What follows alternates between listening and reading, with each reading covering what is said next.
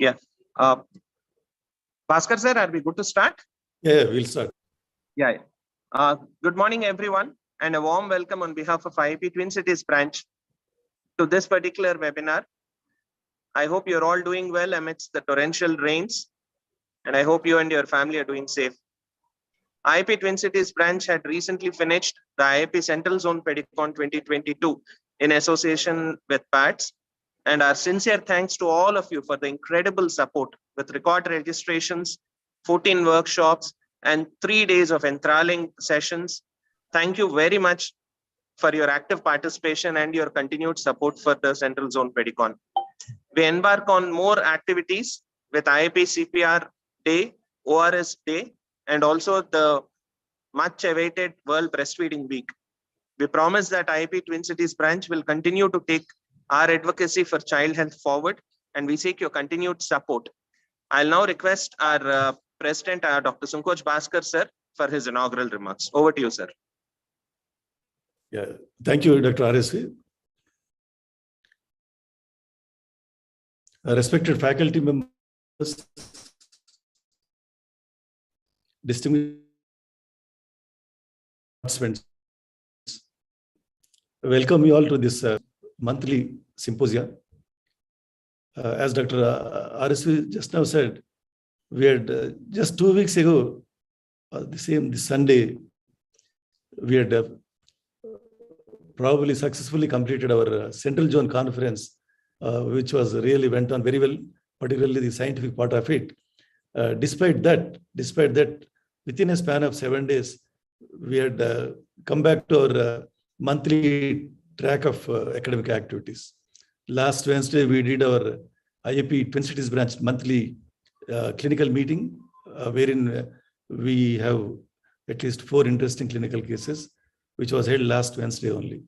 And today is the seventh IAP TCV clinical meeting.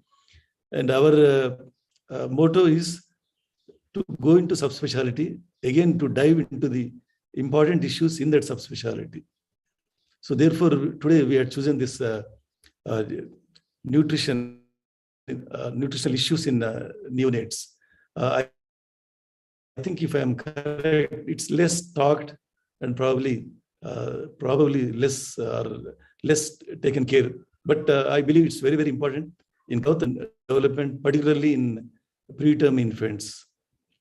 And thanks to this technology advances, wherein we could meet virtually with stalwarts like today's faculty, I'm so glad today we have Dr.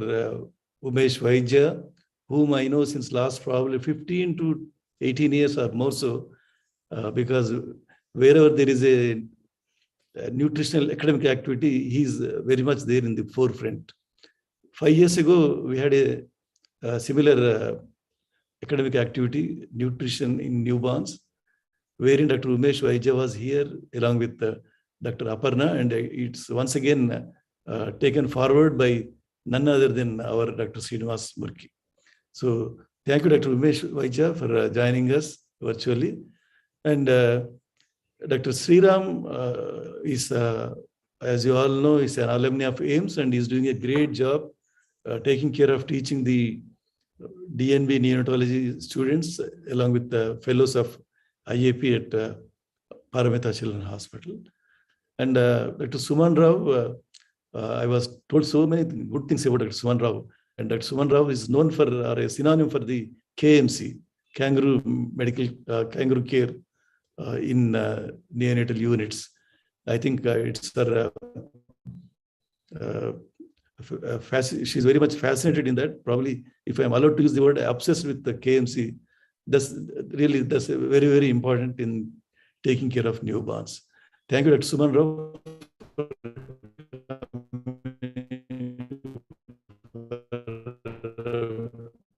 joining us from Bengaluru.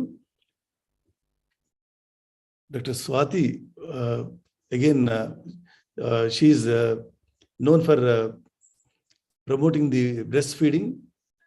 And I'm sure all of us know that the first human milk bank was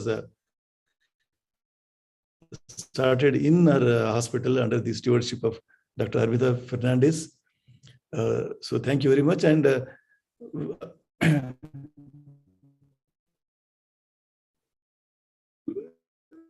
actually, we have an idea of missions. The young people, rising stars of our academy,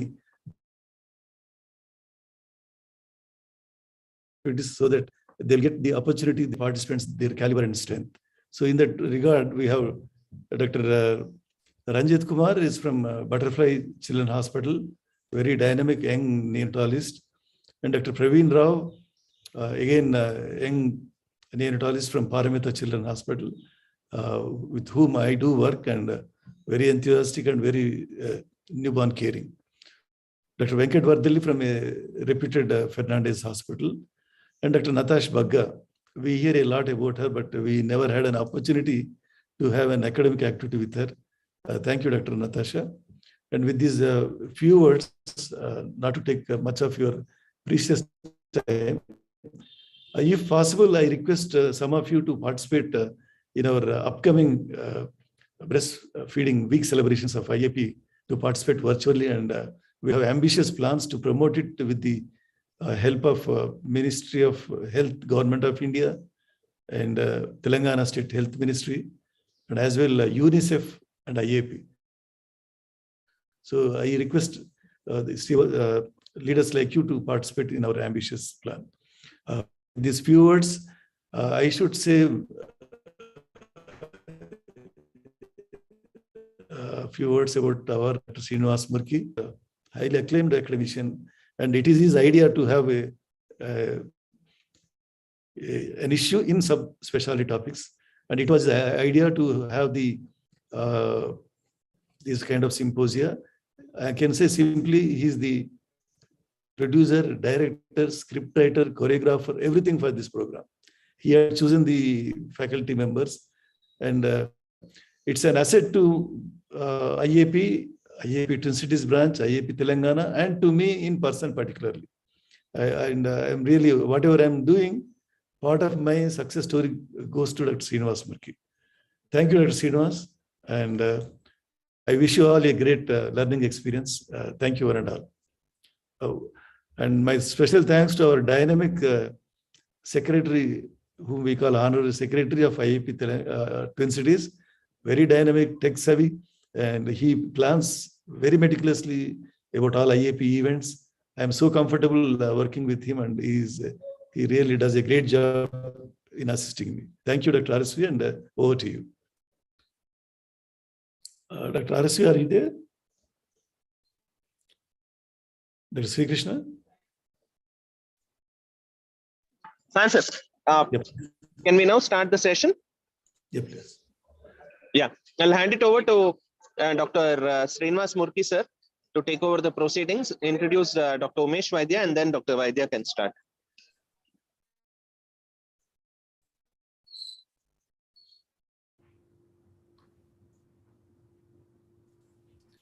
I think Dr. Srinivas is probably not there. Yeah, Dr. Umesh, please go ahead and share your screen, sir. Yeah, I will. Yeah, thank you. And for all the participants, the session is also live on YouTube. Request you to please share your queries, remarks, comments in the chat box here and also on YouTube. Thank you. Dr. RSV, Srinivas wants to become the host. Yeah, made him the co-host, sir. Yeah. Yeah, welcome all of you for this Sunday morning small symposium. And I would not waste much more time, and we'll ask Dr. Umesh Vaidya to take over and then talk about how do we achieve the in utero growth in preterm babies. Over to you, Dr. Vaidya. Yeah, good morning, all of you, and my regards to all the office bearers of the IAP Twin Cities branch. I was wondering on a Sunday morning, 9 o'clock, how many people would be connected, but I'm very surprised to see a very, very good number. Now, this particular talk that is given to me is achieving in utero growth in preterm and low birth weight babies. And this will be more of a concept talk because I can see that there are other speakers who are speaking on specific things like human milk and fortifiers and growth. So I will not be encroaching on what they will be speaking, but I'll just be putting on a very general concept about achieving in utero growth. And this has been the focus of scientific research in the last few decades. Now, I remember that when around 10 or 15 years ago, it was always felt that yes, you can never achieve in utero growth outside the womb because the metabolic accretion is different, the nutrition outside the womb and inside the womb is different, and people always believe that it's too tall a goal to ask. Now, let us see by today's nutrition, where have we reached and is it really possible to achieve this in utero growth?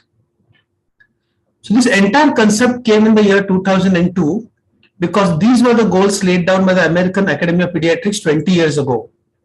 So they said that yes, you must prevent EUGR, you must have the best growth that you can, and to achieve that, you will have to have a very good transfer of nutrients after birth, just like the placenta was doing, and you must achieve in utero growth rate, which is ideal. It may not be possible that it is ideal. And what does this exactly mean? This means that you can see this baby losing weight in the beginning, the black dots, and this baby growing parallel to the in utero curves and reaching the same centile, at the age at around 40 weeks. And this translates to around 16 grams per kg per day. And we always believe that maybe this is not very much possible. So I'm going to talk today, is it really achievable? Is it desirable?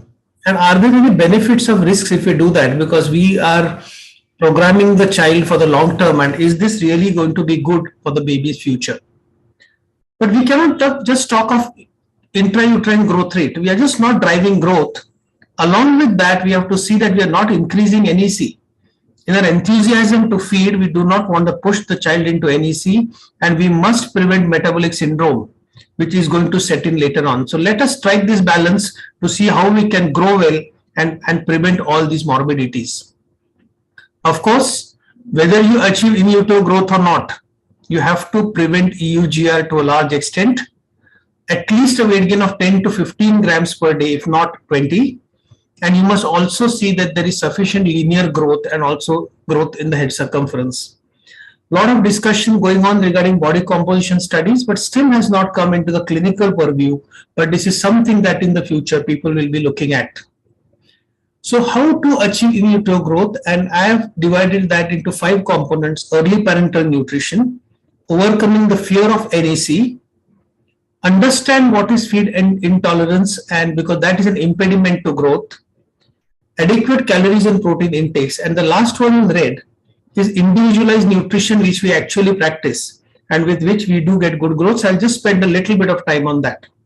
So let us first now talk on 7 tips. I'm going to give 7 tips for maximizing the growth of these babies. And as I mentioned, I'm going to be a little fast here because I don't want to encroach on the other speakers. So first, be aware of the calories and protein needs soon after birth. And you have to start parental nutrition early, especially in babies who are preterm and below 1500. Now look at this graph, just look at the left first. You can see the smaller you are, higher is your protein requirement. And you can see the smallest baby there, 500 to 700 grams, 4 gram per kg, which you will need parental nutrition. And the energy graph is just like a mirror image, lesser calories in the smaller weight babies. And as you move to the right, you can see the caloric needs increase.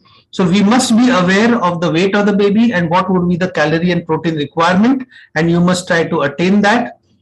You must, in addition, give parental nutrition to these babies. Lot of evidence to show that early parental nutrition has positive outcome on growth. There are some studies which also show positive outcomes on neurodevelopment. And if done well, it does not increase the morbidity and mortality. So first tip is babies below 1500 grams need early parental nutrition. Doses vary, 1.5 to 3 gram per kg depending on the unit policy, and 1 to 3 gram per kg of lipids, of course, along with glucose soon after birth. Prevents catabolism, less EUGR and better neurocognition in these babies. The doses can vary between units. Second tip, when you're giving parental nutrition, but start an enteral feeding early and grade up fast. No, not much discussion now on minimal enteral nutrition. It does not increase NEC or mortality, and all of us practice minimal enteral nutrition. After that, grading up also, many studies, this is a systematic review which is a little old, but does show that up to 35 ml per kg per day, at least babies above 1 kilo, is known to be safe, and they regain birth weight earlier, no increase in NEC or no increase in mortality. But we have recent evidence also from the SIFT trial 2019, where again two groups, 18 ml per kg grading up and 30 ml per kg grading up, and you can see no increase in NEC, and the survival without moderate or severe disability is equal in both the groups. So we have evidence in the past, we have now recent evidence to show that grading up feeds of 30 ml per kg is safe. All studies issue a small warning that below 1 kg abnormal Dopplers be a little more careful, but certainly not below 20 ml per kg per day, of course with careful monitoring. When I speak of this early parental nutrition, I always speak of this study from Dr. Sushma Nangia, which was published in 2019. It's an extremely relevant study for our country. And in this particular study shows that between 1 to 1.5 kg, in stable, very low birth weight babies, they start full enteral feeds rather than putting the child on TPN or even intravenous fluids. And their studies have shown earlier full feeds, less hospital stay, and no increase in NEC. So every unit should decide what they want to do, but this is a very relevant study. And at least in stable babies, we should try to see whether we can achieve this. Of course, she has a fantastic human milk bank because you need human milk to do this. And in the early stages, people may not have enough human milk if you don't have a milk bank. Third tip is assessing feed intolerance correctly and making a proper unit policy. As simple as this may seem, people are very scared of NEC. And you can see Tendulkar on the back foot here. Some doctors are very much scared of NEC. They grade up very, very slowly. And I have seen neonatologists grade up, 0.5 ml every 8 hours and 0.5 ml a day and 1 ml a day, which sometimes is such a small amount. And this leads to a lot of growth restriction.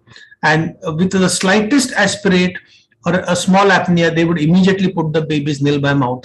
So this leads to growth fault and antibiotic abuse. And we must see that this fear of NEC that we have has to be rationalized. We must look at all possible parameters and we must use our clinical experience and the potential risk factors present to find out whether this feed intolerance is just feed intolerance or is there a high risk of NEC. So we must alleviate our fears, we must feed better, and then only we can reduce the EUGR. So as simple as it may seem, this is one of the most confusing areas in neonatology. Gastric residues, we should look at the volume, look at the abdominal girth or visible bowel loops, and we really don't know what is real feed intolerance, very little evidence to that effect. But when is the batsman clearly out? The real thing that we have to call feed intolerance is vomiting green, large hemorrhagic aspirates, tense distension. But barring this very glaring, obvious signs, most of the other signs, the evidence for them are honestly very lacking. So we have a policy for feed intolerance, and this is from Dr. Saurav Datta's publication. Do not check gastric residual volumes regularly, especially in stable babies. You check only when you reach certain amount of feed. If you have more than 50 ml of the feed volume, push it back. Persistent aspirates, you can decrease feeds. Use the smallest syringe, keep the baby prone. So do not aspirate all babies. And there are reasonable studies to show that if you keep on aspirating or don't aspirate, NEC does not change. Fourth tip is giving adequate calorie and protein intake, and herein comes the requirements of stable babies 110 to 135 ml per kilo and adequate protein 3.5 to 4.5, and comes the role of human milk fortification. Now we have a dedicated talk on this, so let's not go into too much of details of this. Well, I will touch upon it that there was a time when we did not have good fortifiers. Now we have some choices. We have better designed fortifiers. So most of us will be using them in babies below 1500 grams. There is evidence to show that definite short-term benefit in weight and as well as in length. And NNF also recommends that the small babies below 1500 grams once they reach feeds, we have to use the fortifier to see that they grow well, and we provide them extra protein, vitamin D, as well as iron. So this is what the current market is. We have some choices there. Protein intakes have been improved than what they were before. And you can see the one on the right, which is the human milk derived fortifier. You can see the protein is only 0.12. So lesser protein, and that was one of the limitations. It had no iron, and it also had no vitamin D. But recently now the product has been revised. Let's go up to that. But most of us use the bovine fortifier because it is affordable. It has got a reasonable composition, and it would give most of the calories, proteins, calcium, phosphorus, vitamin D, and iron that the small babies would require. So this is the change that I was talking about. We now have this MMF plus. And if you can see now that this also provides 0.27 gram of protein per 1 gram. Though expensive, recently we have seen that babies who do not tolerate the bovine fat fortifier and parents who can afford, we have used this MMF plus, and it is tolerated much better, and there is better weight gain, and there is enough literature to support that the human milk based fortifier is better tolerated and promotes good gain. Of course, product is expensive and beyond the purview of people who have a resource crunch. Suman is going to speak on lactation NICU, but we must see that all NICUs, whether level 3A and 3B, whatever, we really have to focus a lot on human milk. And I'm very proud that all my units are very, very human milk based focused. But everyone in the unit, the nurses, the doctors, the lactation consultants, everyone has to have a very pro breastfeeding NICU policy. I'll leave it to Suman to go into the details. This particular study by Richard Chandler particularly shows that human milk has a dose-dependent effect like a drug. And you can see these three columns here. First column, human milk more than 50 ml per kg, then human milk formula, and then a preterm formula. You can move to the right in this column and you can see late onset sepsis and NEC increasing as the quantum of mother's milk goes down. And so does the hospital stay. So human milk virtually has a dose-dependent effect with neonatal morbidities and certainly effects on IQ, which has been demonstrated by several studies. So I think human milk actually in a small preterm baby is a neurodevelopmental intervention, because even the old studies as well as the recent ones do show improvement in the development, as well as this is sustained over a long period of time. Coming to standardized feeding regimen, not only shown to decrease NEC, but also shown to improve growth. And this is the kind of policy that we would follow, that we would start TPN early on day 1. We start with around 2.5 and 1.5. We would certainly start minimal enteral feeding. We would start with donor milk or mother's own milk. We would push up the feeds at 20 to 30 ml per kilo. We would fortify babies at 100 ml per kg, and we would ensure that we have adequate calories, proteins, vitamin D, calcium, and phosphorus. Now, this individualized nutrition that we practice may be slightly different, because we use this software to individualize the nutrition and see that we get an upswing in the weight. Whenever we took rounds in the past, we said this baby has a 10 gram weight gain, we move to the next bed. We have a 15 gram weight gain, we move to the next bed. Now we actually see that this software plots the growth chart, and we keep on scaling up the calories and proteins individually to see that we get the growth that we desire. And using this kind of a software at the bedside, we have been able to have pretty good growth. So you can see this baby growing. Not only is the baby growing parallel to the in utero growth chart, but also you can see an increase in the head circumference and length. And most of the babies that we deal now, we get a growth easily of 20 to 25 grams per kg per day, which is more than the in utero growth. Of course, there is a lot of criticism about this. Some people say that you're making them grow too fast, but what is exactly the right growth, the final word is yet to be set. But yes, our babies do grow much better than what they were growing in the past. You can see this is a growth chart plotted by one of our nutrition students, and you can see that most of these babies, you can see the curves going up, and this EUGR which we saw maybe 5 or 10 years ago, we don't see that degree of EUGR now, at least in the slightly bigger babies or closer to 1 kilo. Our job doesn't end in the NICU, and we take things after discharge, and postnatal discharge nutrition is as important as the neonatal nutrition, but I'm not going to deal into that very greatly.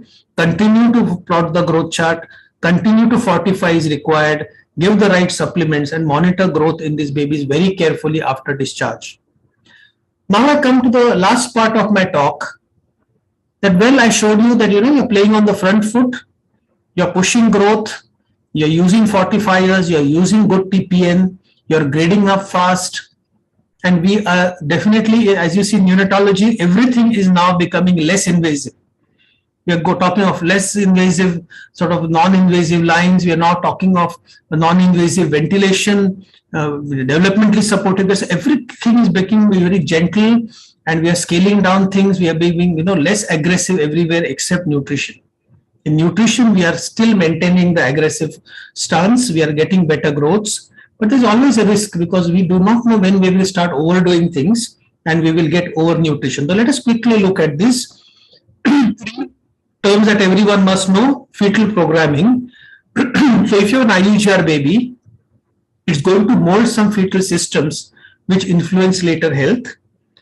Second is an epigenetic change, because we are a product of several generations of our past, and there are some changes in the genes which can affect future generations, especially when there is overnutrition. And of course, the thrifty phenotype, which the Southeast Asian population has. We look light in weight, we have a low muscle mass, but we have a very high percentage of body fat. And I'll show you a very interesting slide of these two men, and they were researchers in KM Hospital, Pune. Professor Yudkin from UK and Professor Yadnik from KM Hospital, Pune. He's one of our great researchers of the country. You can see that both of them have the same BMI, 22.3, written on the top. But they underwent a DEXA scan to show that Professor Yudkin was 9.1% body fat and Professor Yadnik 21.2%. So you can see he looks leaner. He has the same BMI as his research colleague, but he has more than 20% body fat. And this is what we must be aware. This is the kind of population that we're dealing with, and we are called the thin fat Indians. And now we talk of programming, because whatever you're doing in early life is going to affect you. Your small babies, they already may be compromised in the womb. You're going to make them grow fast because of all the interventions that we do, and you might push them into the metabolic syndrome. On the top of this slide, you can see the various exposures, which are prenatal and postnatal. In yellow are the different mechanisms by which they act. They act by the hormonal route, the metabolome, the microbiome, the epigenome, and the growth. And at the end, in the red, you see all the bad outcomes that we see: adiposity, insulin resistance, and disease. So we are talking of fetal factors, postnatal factors, over as well as undernutrition. And this on the right, you can see various abnormal outcomes which must be aware of, because we might do things in the neonatal period, leave the child alone, only to develop major adult diseases later on. Without going too far, this is data from KM Hospital, Pune. And just see this tall block here, the pink block. Now, these are the children who are the smallest at birth, but the biggest at 8 years. So these babies have grown very fast, and they are already showing insulin resistance at 8 years. These are the very Pune small babies who were made to grow very fast. And you can see insulin resistance striking at 8 years itself. So we may be landing up in very serious trouble. And it is very well known now that if you grow very fast, you may increase the risk of obesity, diabetes, hypertension, and heart disease. So we must be cautious to this effect. And the world doesn't still know where is the balance. If you just stick to conventional nutrition, you are very conservative. You can have postnatal growth restriction, which already is a challenge globally. It has shown to have neurodevelopmental impairment and metabolic bone disease. But if you're aggressive, yes, you will get much better postnatal growth. But are we pushing these kids into major metabolic syndrome? So 3 main factors to look at: intrauterine programming, which we can't do much about, but we can do a lot about early neonatal nutrition and childhood nutrition. And it may be difficult to differentiate exactly which, how much and when is going to affect later life. So this is a very big area for research.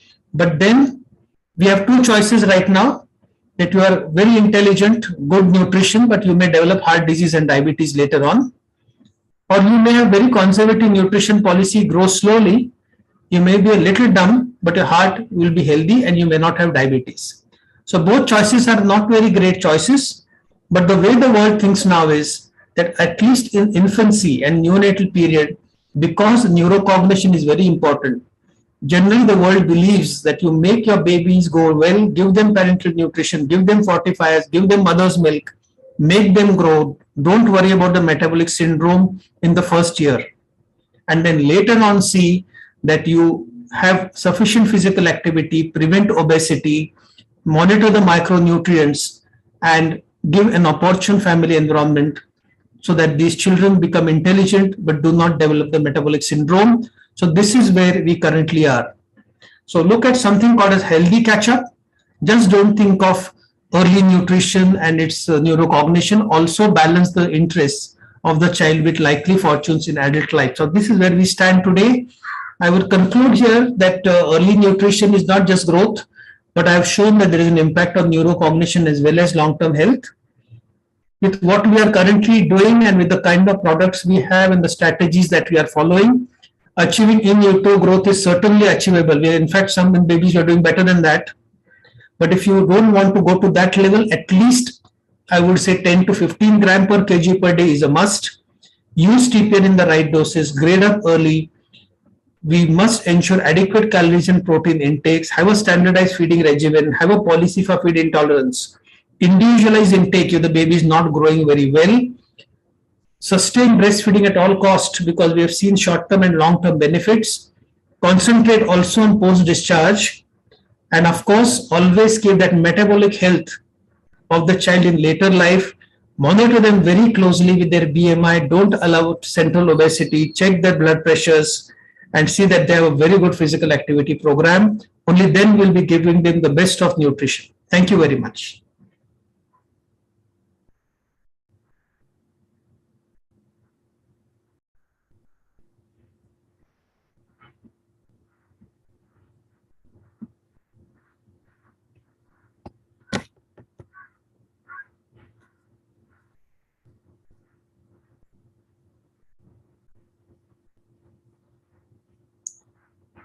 Dr. Murki?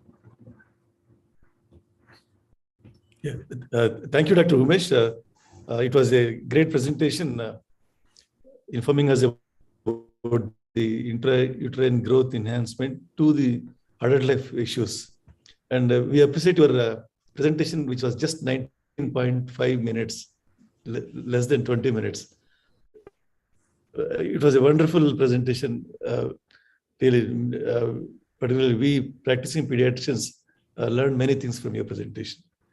Thank you, and we'll move on to the next one, achieving in growth. Just 1 second, sir. Sir, Bhaskar sir, just 1 second. Yeah. Yeah, Dr. Umesh, yeah, you have projected what should be done for our babies to achieve the in utero growth. Just I was wondering, can we say that formulas are out? Yes. I think they were always out. Yeah, I think the formulas were always out. And you know, with this human milk banking mission now that the country is undergoing, I think we are, all of us are using more and more infant formula, more and more human milk. In fact, in some of our units now, if somebody insists for a formula, we now have to take a special consent from them to tell them that you're using a formula which is not our normal policy. So this pro breastfeeding stance, I think, is something that all of us have, and I'm sure we'll continue to do that. Are the formulas the reason for the fat? Yes, formulas are the babies who are fed formula in early life have a 13 times higher risk of obesity in later life. So even though the current formulas are cutting down on the proteins and things, even then their protein contents are higher than human milk. Secondly, breast milk protein content is modified and by the body by a biological feedback, which the formula doesn't do. So we are giving a product of a very constant composition and the same amount of protein as the baby grows, and we are pushing the baby into a kind of obesity crisis because of use of formula. Formula companies are continuously cutting down on their proteins now, but still they are giving at least 30% more protein than what the baby should ideally be getting. There is one question, is aggressive nutrition the norm, or does it have any long-term consequences? Yeah, so what has happened is that now this word aggressive nutrition has been slowly being taken away, because aggressive usually gives a very wrong connotation. It aggressive means that you're doing something wrong, you're doing something over the limit. So now this word aggressive is slowly phasing out, and people are now trying to call it more of optimal nutrition. So rather than using that word, we would still say that optimize the nutrition, see that your calories and proteins are in the range, see that you're not getting iron deficiency, see that you have enough vitamin D, see that the mother's diet has enough DHA. So we are not looking at growth alone, we are looking at the quality of the nutrients as well when the babies are growing, and we are preventing any micronutrient deficiencies. Thank you. Sir, over to Sir Bhaskar, sir.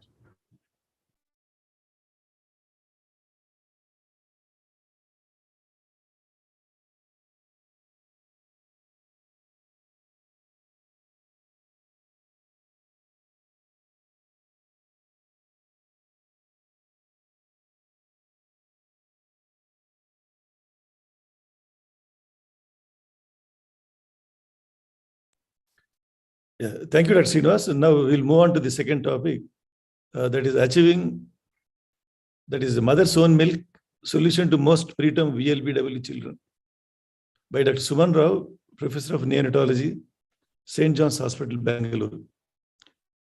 Over to you, Dr. Suman Rao. Good morning to everyone, and a big thank you to the organizers for having me here, particularly Srinivas Murki. And it's always very, very difficult to come after a stalwart like Dr. Umesh Vaidya, especially in nutrition. So I'll try to do my best. And the topic that I have is something which is quite close to my heart, and that is on mom. We all love our moms as much as our babies. So the first time we heard what is mom was, many of us didn't know that it is an acronym standing for mother's own milk. But today we are here to discuss, is mom the solution to most preterm very low birth weight problems? Currently, I put a question mark there, but I hope that at the end of this presentation, the question mark no longer remains. Whenever I think of breastfeeding, I always remember this, that in all mammalian species, the reproductive cycle comprises both pregnancy and breastfeeding. In the absence of the latter, none of these species, man included, could have survived. So this is the essence for survival. This is the essence for evolution. And today's discussion, we are going to focus on mother's own milk, but we'll start off looking at a little bit on preterm milk and its composition, a lot of definitions to make sure we are on the same page. And then finally, why is mother's own milk different from donor human milk? And also, let's see how to make it happen. The first few things are something all of us know. We know that breast milk is the best. It's enough for the first 6 months of life. We know it is species specific. Cow's milk and formula can never, ever match breast milk. And we also know that it is baby specific. And that is where the preterm milk comes in. It took as long as late as 2012 for AAP Pediatrics to say that preterm milk is the best milk for the baby. We knew this long ago. And we also know that it's not just food, it's much more than food. This is a slide from way back, maybe 30 years from our breastfeeding workshops we used to have in KEM. And this shows very clearly that the preterm milk is tuned to what the preterm baby needs. It has more proteins, more sodium, chloride, iron, and vitamin A. But what was fascinating for me was to understand the physiology of this. We know just as the baby is growing, the breast is also developing to ensure that it works as it should. And the immaturity of the developing breast The looseness of the tight junctions is what it results in higher protein, higher sodium, which over time sort of comes down. And what is important is that the lower the gestational age, the proteins is not only higher, but it remains high for much longer. So this is the beauty of how nature is taking care of and gearing a preterm mother to supply milk for her baby. And that is why we say that it is baby specific. And to a large extent, we can also improve upon it. And we all know this concept of foremilk and hindmilk. Initially, there was some concern that hindmilk might not have enough proteins, but we know that it not only gives higher fat, but also enough proteins. But when we look at what a preterm baby needs, we also know that human milk is not a complete food. We need to fortify it. This is all something that we know. We know that when we give human milk, the deadly diseases like necrotizing enterocolitis and sepsis are reduced to a great extent. Even 10% increase in the use of human milk drastically reduces the incidence of NEC. And therefore, our goal has always been to improve human milk feeding for the baby. The concern was growth, and we know that babies who are fed human milk may not grow in the short term as well as babies who are fed on formula. And this was true from large studies, cohort studies at the EpiPage and the LIP studies.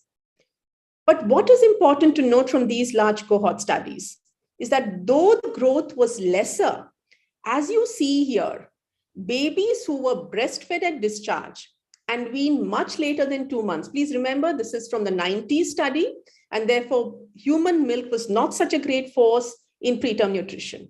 But even in these babies, it showed that even though the growth was lesser, their IQ was better. And this is the apparent breastfeeding paradox, which we all need to remember. For every increase of 10 ml per kg per day, which sounds so little, later on, the mental development and the psychomotor development indices are higher. Not only that, there has been long-term studies that human milk will improve cardiac morphology.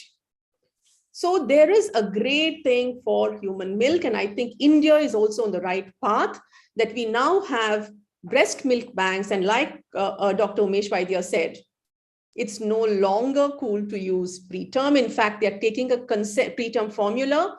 And whenever when we ask for a formula, a consent is taken. So breast milk banking is the norm because it provides donor human milk and allows you to have exclusive human milk feeding for the preterm baby. But it's still a second choice.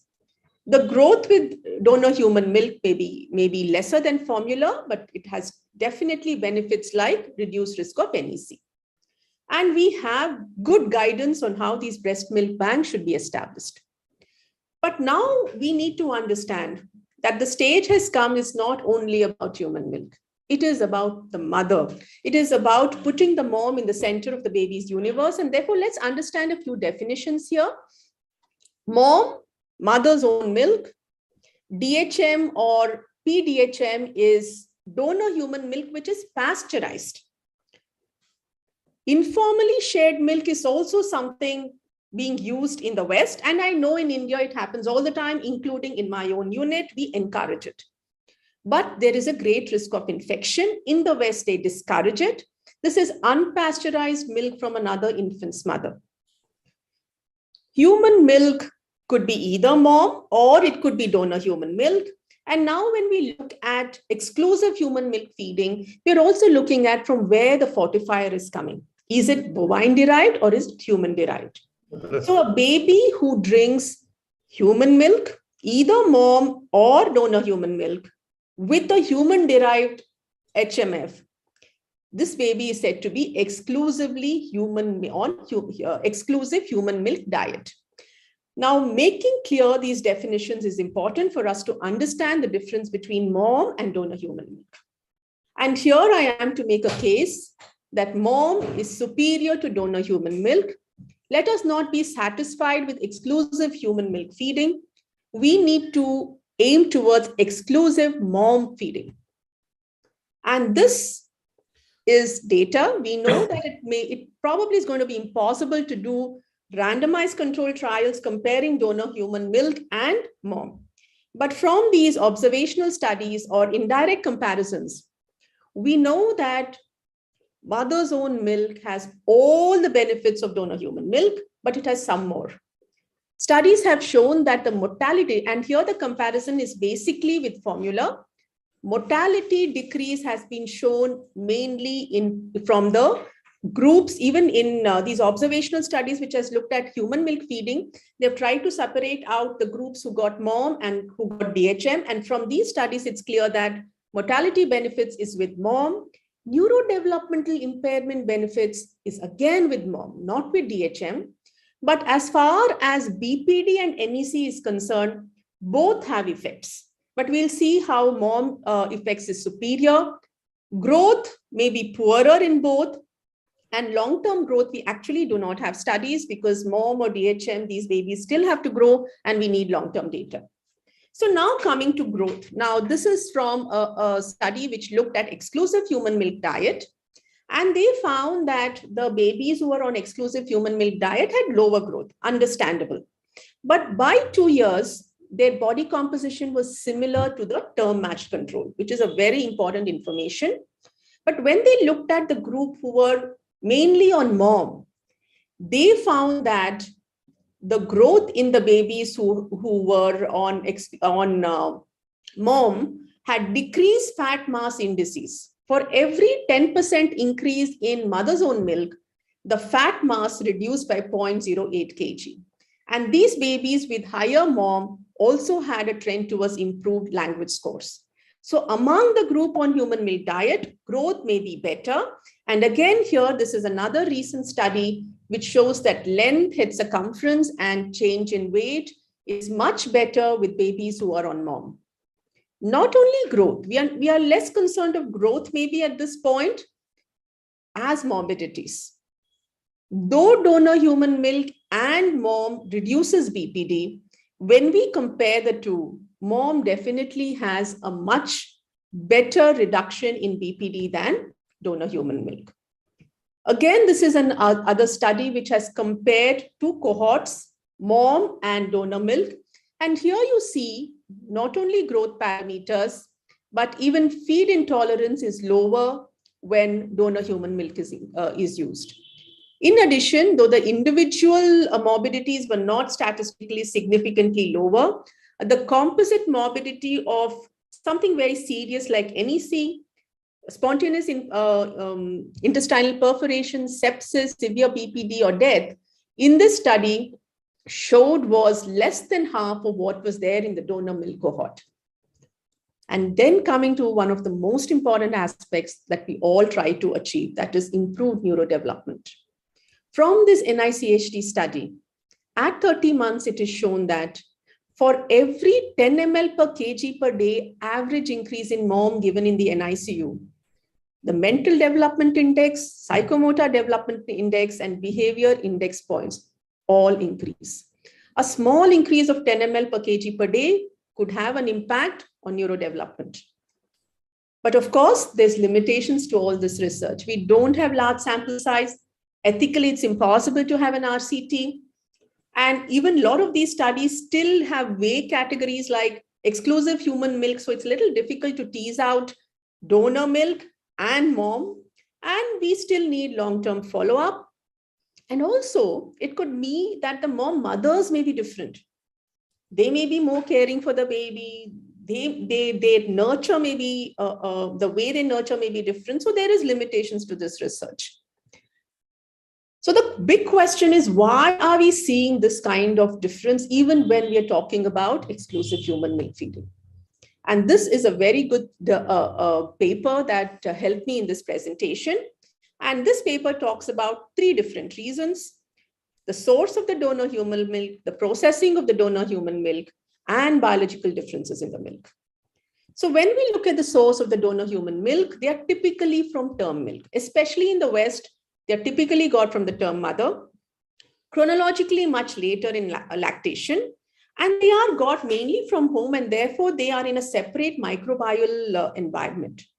So if you see here, We know that preterm milk has higher proteins and which decreases over time. And if you see donor human milk here, this is quite low as compared to what the baby needs in the first few weeks.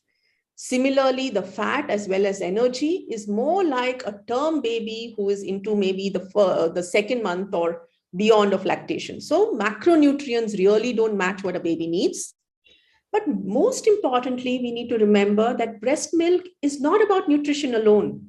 In fact, when you look at the evolution of the mammary gland, it was mainly an inflammatory response. And therefore, we are looking at it as an immune system, not nutritional.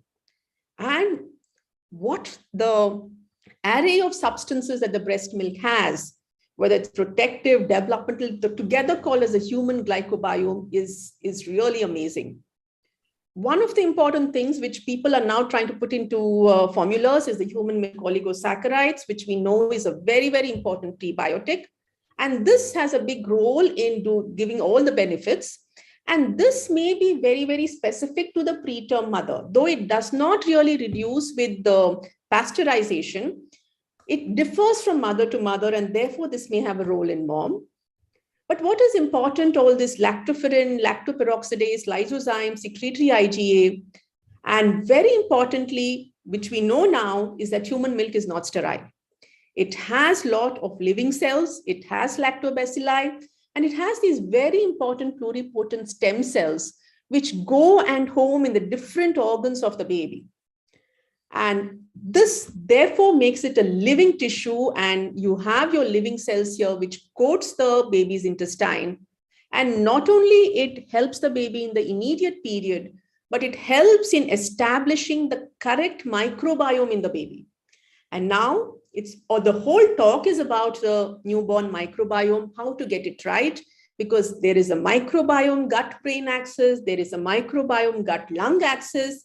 The whole immune system is going to be determined by the microbiome. In fact, it is the largest organ in our body.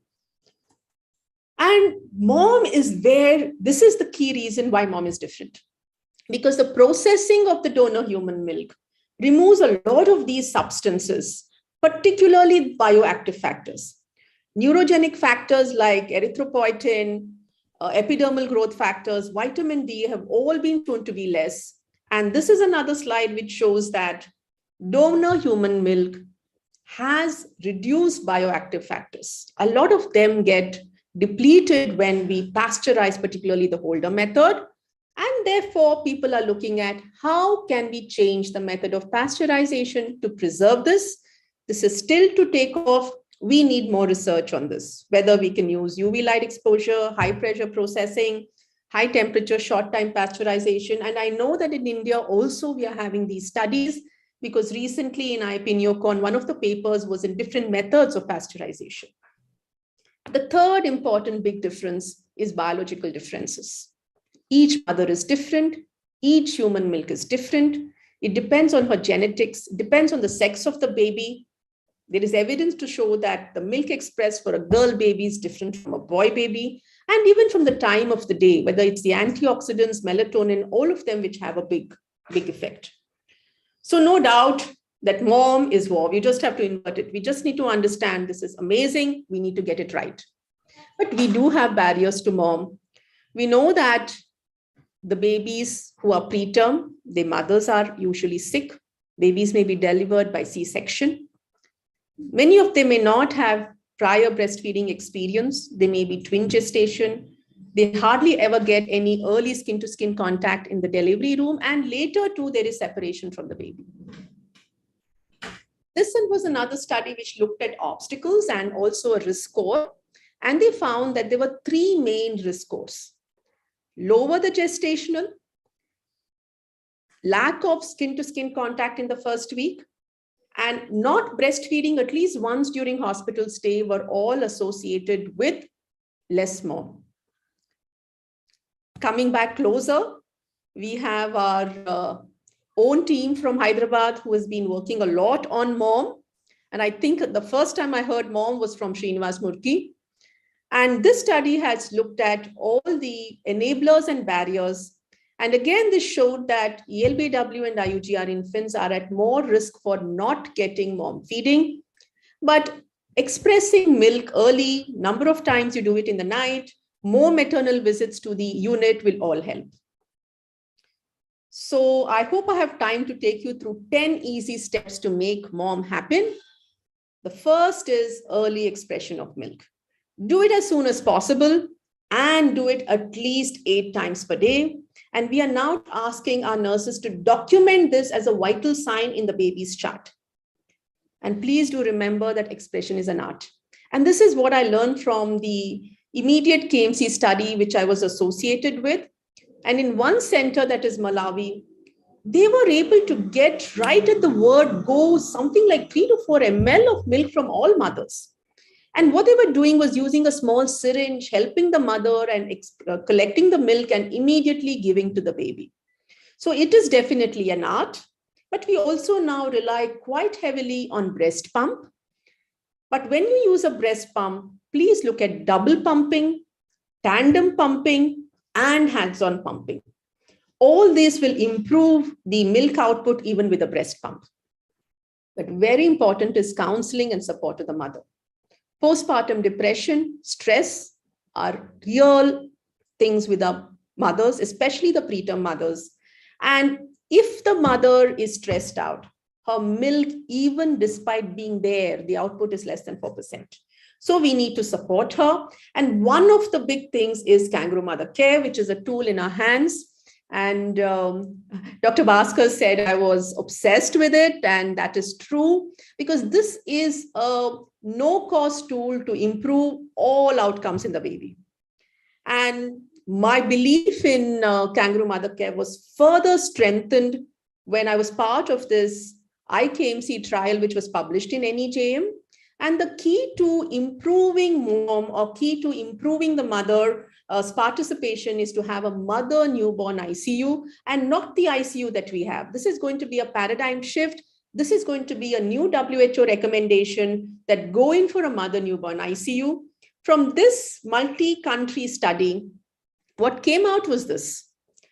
Even when conventional KMC was done well. In fact, in this study, in the conventional KMC group, the average duration of KMC was 19 hours.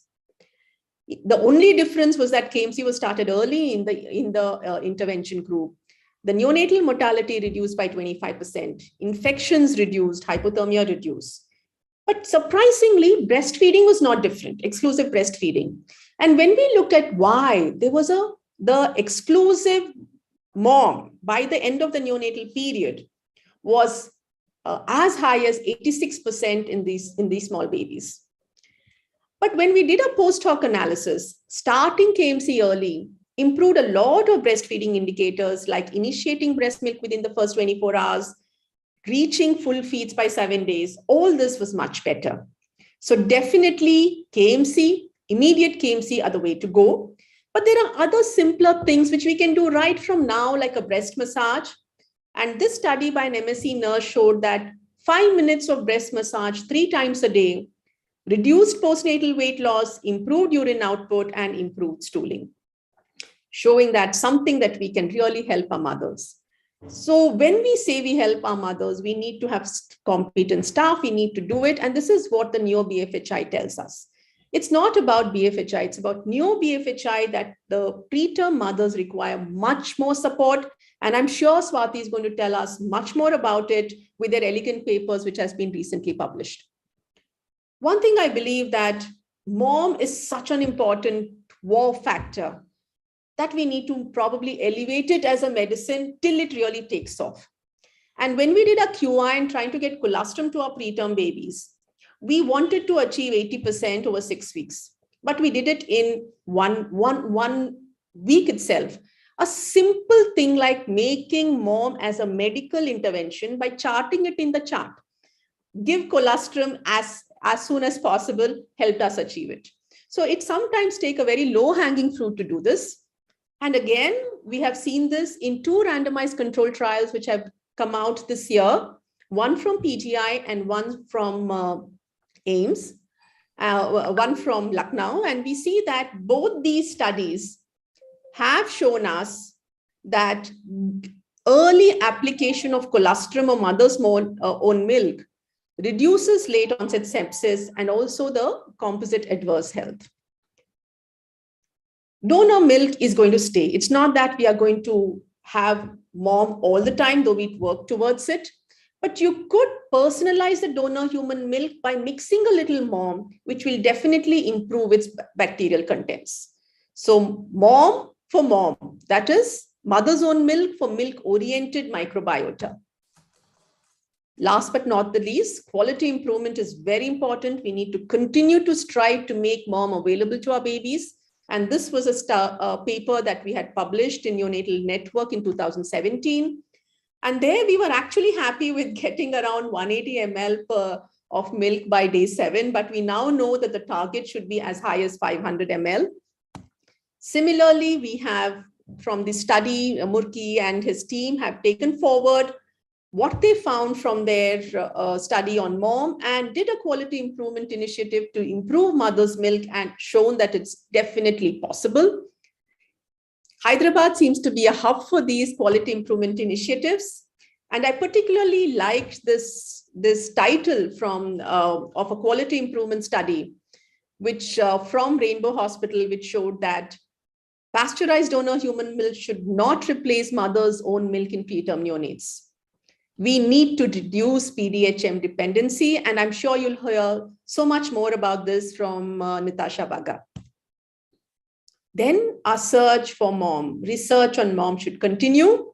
And there are cluster randomized trials to look at all these things. So we also could continue our research on mom and ensure that the mom reaches the baby. Mom is WOV, make it happen. And we need to remember that mom is the best. Mom is a living dynamic protector of the preterm infant along with the other mom, that is the mother. And optimizing the availability of mom for the preterm infant is our responsibility, and we can definitely make it happen. Thank you very much, and over to the organizers. Thank you, Dr. Suman Rao. Today we learned a new definition of mom. We thought mom means mommy, mother, amma, but we learned a new definition, very interesting and very encouraging. And you had clearly told the differences between mom and milk from human milk banks. Very enlightening presentation with wisdom. I stress the word with wisdom, which you have in this particular area. Thank you, Dr. Suman Rao. And I think there is one question in the chat box. There is a question from Dr. Lakshman Kumar from Karimnagar. The question is probiotics and DHA during antenatal visits. Any effect in mom composition? I know that a lot of work is happening on probiotics and preterm infant. There are studies of probiotics in antenatally, but I'm not aware of the results. As far as DHA is concerned, preterm milk may have less. We did a study which showed that preterm milk had less DHA than term milk, but it's also a lot dependent on what you're eating. For example, if you're a fish eating population, DHA may be more. In mom, compared to donor human milk, DHA is higher. So currently, if you want to give more DHA, mom is the way to go. We still don't have a consensus on whether preterm mom should be supplemented with DHA. These are ongoing studies, but we have to wait for the answers.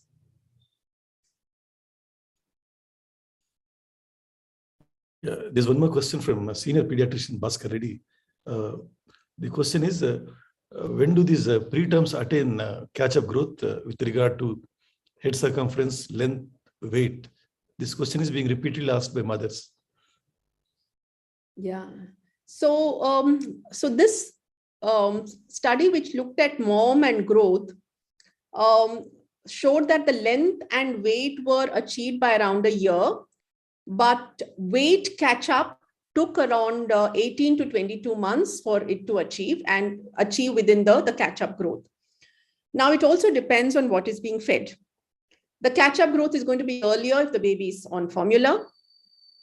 The catch-up growth is going to be better with mom. So we need to, in fact, tell our moms, that is the mothers, that when you give mom, compared to formula, the growth will be maybe poorer, but finally at 1 year, 2 years, the body composition is going to be better. The catch up will take time, will take longer, but it is going to happen by 2 years of life. And it's going to make your baby's health far better. So that kind of discussion has to happen right from the word go. One more question. I don't know. Would you like to answer that? Is stable DHA available? And do you recommend on follow-up? No, okay, I couldn't see the question, but I'm not aware of this, whether stable DHA is available, and I don't recommend any DHA at this time. Yeah. Yeah, thank you, Dr. Suman Rao. Thank you. And it seems there are so many unknown beneficial effects of mother's milk, I believe, which we may be knowing in our future times. Yeah, thank you very much. And we'll move on to the next topic, that is breastfeeding problems and solutions by Dr. Swati from LTMMC and LT Sayan, Mumbai. Over to you, Dr. Swati. Good morning, one and all. Thank you so much for inviting me to be a part of this program. Speaking after Dr. Umesh and then after Suman has made my job doubly difficult, if I may say so. And they have really given excellent presentations with so much of literature being quoted. My talk is going to be very simple. So maybe I could say this is, I have a lot of practical things to talk about, and I have not really included too many slides on evidences or the theory behind it. So we'll quickly move to common problems and solutions which we come across in daily practice. And very often these are very petty problems, but because they remain unsolved, it eventually leads to bigger problems in breastfeeding. So we all understand that the benefits of breastfeeding are universally acknowledged, and we've heard enough since morning. And I'm sure there are there's no doubt about this in anybody's mind. We all understand that exclusive breastfeeding means no foods, drinks other than breast milk given to babies up to 6 months of age, not even Can you make your screen full screen, please? I've done that. Still, it is only showing in the slide mode. Let me try sharing again.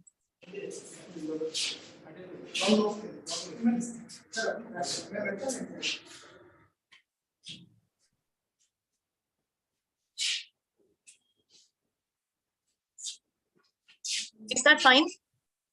No, it's still showing the...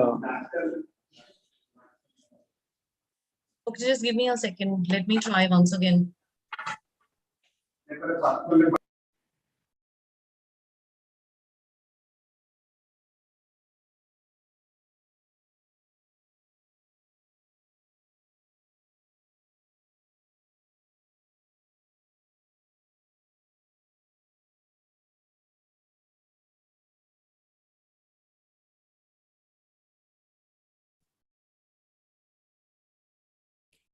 Is that better? The same. Same. I don't know why I'm sharing the screen and putting it in a presentation mode. Dr. Sri Krishna, are you available? Is there anything else I need to do? I did the same thing when we checked in the morning. Any different now? There's no difference, but I think we'll go ahead. We are able to see them. I'll just put this. Is that okay? Shall I continue? Yeah, please go ahead, please. We are able to see these slides. So, despite understanding the importance of exclusive breastfeeding, the latest survey, NFHS 5, has still shown that there is a drop in exclusive breastfeeding rates in several states. So, a lot of work still needs to be done in several parts of the country to improve the breastfeeding outcomes. So what stops women from breastfeeding? There are multiple reasons, and we had done a assessment, qualitative assessment, to find out what are the various reasons why women don't breastfeed, and we found multiple reasons, like a perceived milk insufficiency, or a lack of understanding of the term exclusive itself, or so many myths about colostrum, formula. Information and support about breastfeeding is lacking, and there are multiple social barriers with respect to embarrassment of doing breastfeeding in public, time, social constraints, lack of family support. And a lot of these problems can actually get addressed with good counseling in the antenatal and postnatal stages. So the outline of my talk would be around these points. A few of them have already been spoken of earlier. So the first part is lack of adequate antenatal preparation, which is where it all starts. So examining the mother's breasts and nipples, talking to her about breastfeeding after she delivers has to happen before the baby is out. Identifying women who are at risk, like primigravidas, or mothers who have been unable to exclusively breastfeed in the previous pregnancy, or women who have some notions about breastfeeding, they are reluctant to breastfeed. These women need to be identified, and the issues need to be addressed before the baby is born. Adequate counseling and support is extremely vital. They need to be convinced about the benefits, not only for the babies, but also for themselves. So we've heard enough about the support for growth, development, immune systems, better IQ in the babies, decrease in the rate of sudden infant death syndrome. But the mom also needs to understand that it will eventually reduce her risk of getting cancers. It will aid postpartum weight loss. It will also improve her bone health longitudinally. These aspects need to be emphasized right in the antenatal period. A good and sensible dietary advice is also equally important for her to understand what she should eat, because there are so many myths about and food fads which are followed in the various communities that we interact with. She needs to understand what are the foods which will boost her milk supply, which foods need to be included, and consumption of a good balanced diet, consumption of those extra calories. All of these would go a long way in preparing her to breastfeed adequately.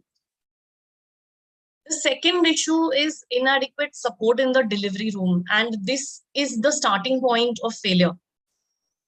So early skin-to-skin contact in the labor room has been shown in multiple studies to lead to better breastfeeding outcomes following vaginal and cesarean deliveries. It also leads to much better cardiopulmonary stability for the newborn infant. Early initiation of breastfeeding within the first hour, where newborns are put to the breast within the first hour of delivery, would lead to lesser deaths in the neonatal period. But we still have a whole lot of states and union territories where the rates are really poor. And like I mentioned earlier, there are so many barriers which women face to breastfeeding. There is lack of essential care and support for exclusive breastfeeding. There is a routine practice of introduction of breast milk substitutes in several maternity centers. There are several myths about colostrum, and without any thought, prelactal feeds are initiated to babies.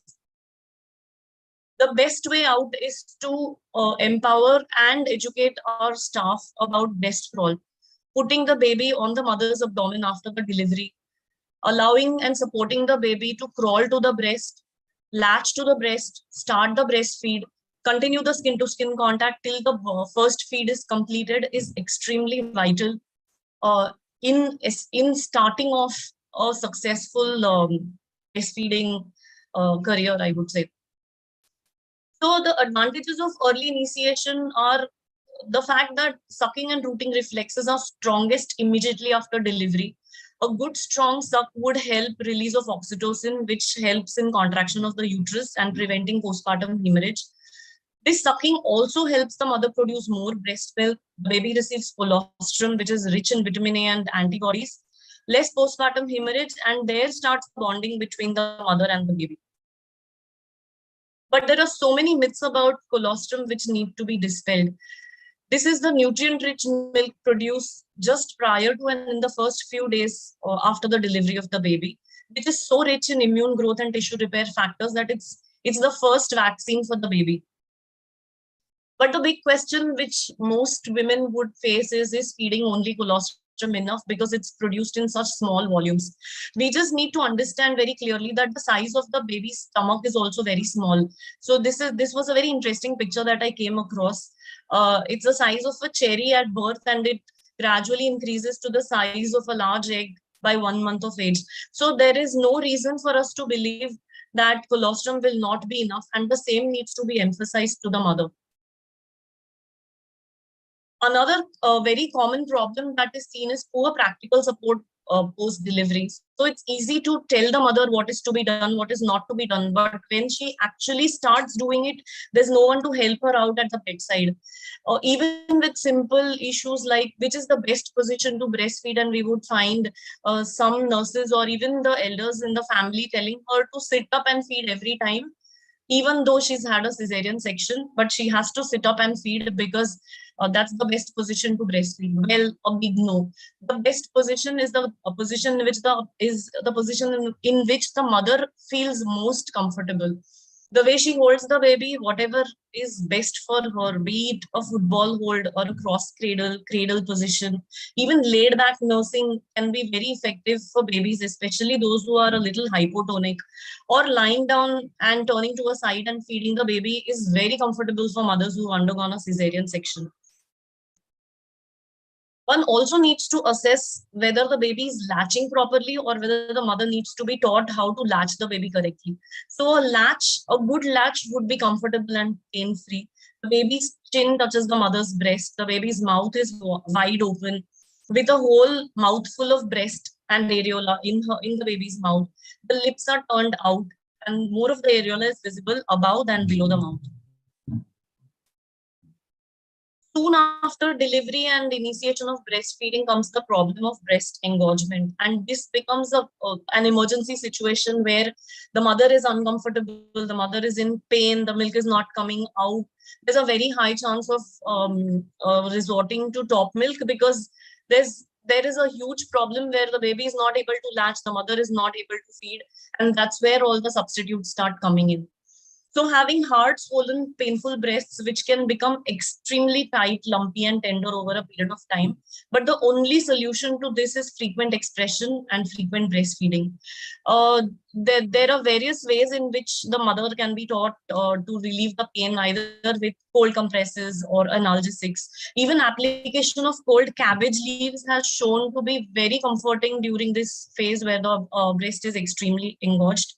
One has to keep a watch on development of mastitis, but frequent expression, relieving of the edema, relieving of the areolar edema with a reverse pressure massage, all would be very important to get the baby to latch to the breast. And then once the baby starts feeding, the engorgement starts getting relieved. Then comes the phase when the engorgement has been relieved and the mother starts having soft breasts again. And then there is a doubt that, oh, now I'm not having engorgement. I have soft breasts. Does that mean I have low milk supply?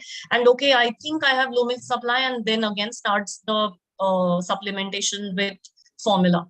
So we need to understand that excessive fullness is due to vascular engorgement due to blood and lymph in the initial phase. And the body is inefficiently storing unnecessary amounts of milk between feeds when during the lactogenesis 2 phase, when it starts, till it can calibrate to the demand of the baby. Once the mother's body and the baby have calibrated, the demand supply is established, breastfeeding on demand is established, the mother would have soft breasts, but she would make as much milk as is required by her baby. The trick is frequent suckling and emptying the breast. So if the mother has a normal breast tissue with her nerve pathways and ducts intact, adequate hormones and hormone receptors in the breast, efficient and sufficient removal of the milk and stimulation of the breast is enough to ensure that a good milk production happens throughout her breastfeeding career. Tips for a good letdown, as Dr.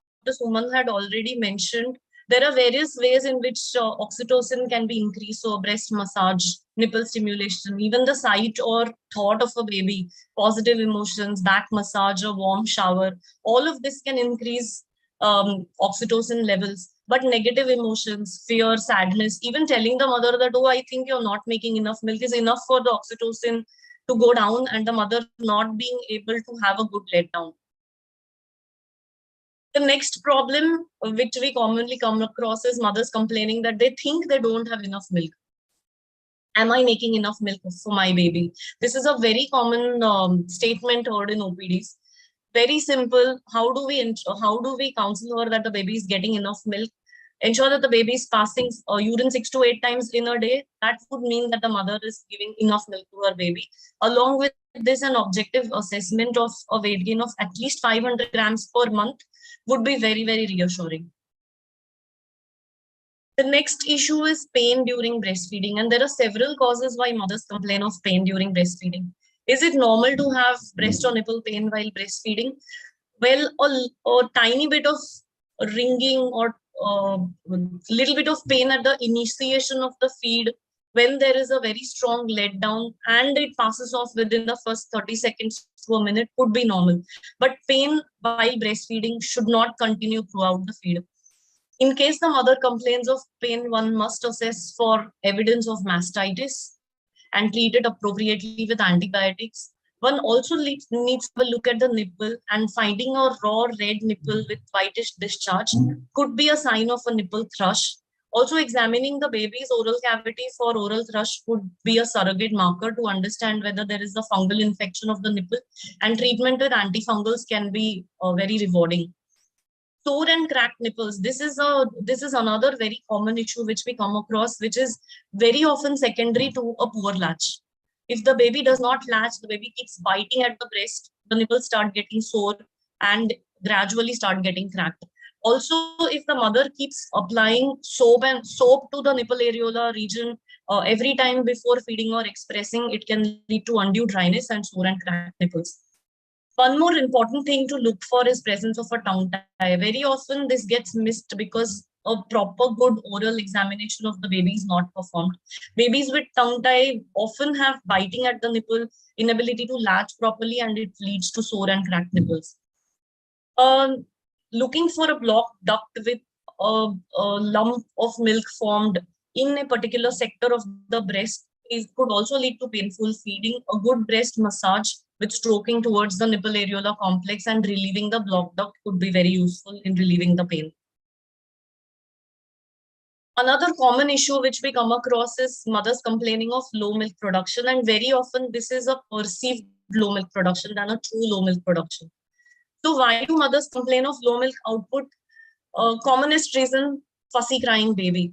But remember that babies cry for several reasons. It could be a wet diaper, it could be a bug bite, it could be just the need for the mother to pick him up and cuddle him up. So fussy crying baby does not necessarily equate to having a low milk output. Engorgement phase gradually going off and the mother having soft breasts, like I mentioned earlier, again gives a false feeling to the mother that, oh, now I'm not making enough milk. A continuously mouthing baby and the mother feels that, oh, probably the baby is hungry all the time and I'm not making enough milk. Gradually, as the feeding progresses, the dripping of milk from the opposite breast also starts going down, and this gets perceived as one of the markers of having a low milk output. Also, sometimes babies have growth spurts during which the demand increases and the baby wants to feed every now and then. The simple solution to this is, okay, feed every now and then if the baby wants it. But these are very common myths why mothers start wondering if they have a low milk output and start giving the baby top milk or formula. It's very important to differentiate perceived low milk supply from true low milk supply, because there are several reasons why a mother can truly land up having low milk supply, like going through a major illness, ignoring her health, having too much caffeine, smoking, taking certain medications, getting too stressed out, postpartum blues, not watching what she's eating. These things need to be assessed, and only then a definite diagnosis of low milk supply could be entertained. However, even in case of a true low milk supply, eliminating these factors, asking the mother to feed frequently, empty her breast frequently, can eventually re-establish a decent supply of milk. There are very, very few conditions where it is very difficult for the mother to calibrate to a normal milk output. Common causes could be something like having hypoplastic breasts. These mothers may not calibrate to an optimum milk supply, or having a very stormy course postpartum, landing up in Sheehan syndrome. They can have problems calibrating to full milk supply. Having had a breast surgery and interference with the nerve supply to the nipple areola complex, these mothers can have true low milk supply because of true medical issues, and it may not be possible to calibrate them to a full milk supply. Most others are perceived low milk supply, which can be addressed with good counseling and practical help. The last aspect that I would want to highlight is poor knowledge about expression and storage, which is important, especially in mothers of preterm babies, or the mothers who eventually would go back to work and plan to store milk for their own babies. Every mother, I think, should be taught a minimum of hand expression, so that in a situation where the baby and mother get separated because of illness or any other issue, the mother is able to at least get the milk out of the breast and transport it to the baby. Expression of at home can be achieved with hand expression, electric or manual pumps, where double pumping electric breast pumps are much more efficient in getting higher milk production in lesser time. But hand expression is more comfortable and can be equally efficacious if done using the right technique. Also, one needs to be very careful about the disposable, cleanable parts of the pumps, the safety valves. Sterilization of equipment is imperative. It's much easier and much less cumbersome with manual expression since there is less contamination. Also, discarding the first 2 to 3 ml of milk while starting an expression remarkably decreases the bacterial load in the collected milk. We also need to educate the mothers about how to collect and store milk at home, what sort of containers are required. So Pyrex, polypropylene, steel rigid containers, inert materials which are safe for storage. Breast pump companies also sell safe bags which can be used. One should understand that storing in small portions can be more economical because it minimizes wastage when the milk is thawed and fed to the babies. Labeling each aliquot is very important with the date of collection, time of collection. And I think it's also nice to label it with the date of expiry so that when you get the milk out, you know exactly what is the date beyond which it should not be used. Color and smell of milk may change during storage, and handling has to be explained very clearly to the mothers if they are expressing and storing for their own babies. Storage temperatures should be about 6 to 8 hours at room temperature on a cold day. But in most of the warm and humid areas, like in Mumbai, we would advise mothers to not go beyond 4 to 6 hours. Stored in an insulated cooler bag for up to 24 hours. At a refrigerator, milk can be kept for 5 days, but ensure that it's kept at the back of the main body of the refrigerator where temperature fluctuations are minimum. However, if the plan is to store it for a longer time, it's better to store the milk by 24 hours, to freeze the milk by 24 hours. It can be kept for 2 weeks at minus 15 degrees, 3 to 6 months at minus 18, and 6 to 12 months for minus 20 degrees Celsius.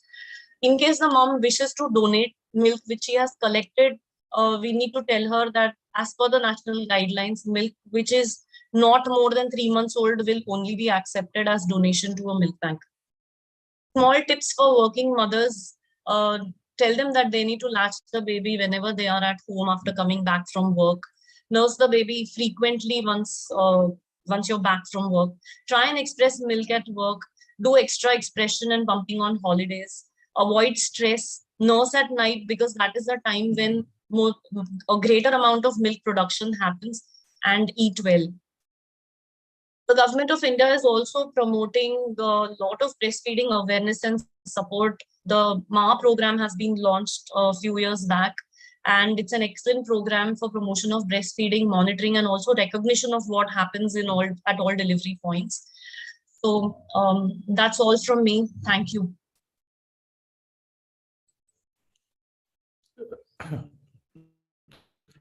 Yeah, thank you, Dr. Swati Manekar.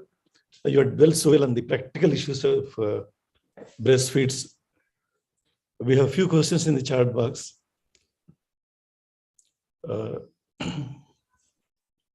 So yeah, you can read and answer them. Okay, which one should I start with? Probiotics is done. Iron is done. Then just 1 second.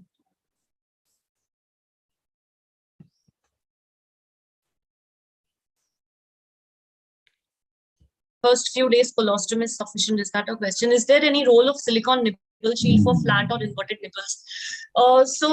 There definitely is a role, but it's a temporary role. Silicone nipple shields can be used in the early period till such time that the nipple becomes protractile. But long-term use interferes with the contact of the baby with the nipple areola complex, and it can reduce the stimulation which is provided. So over a period of time, one needs to plan and go off the silicone nipple shields.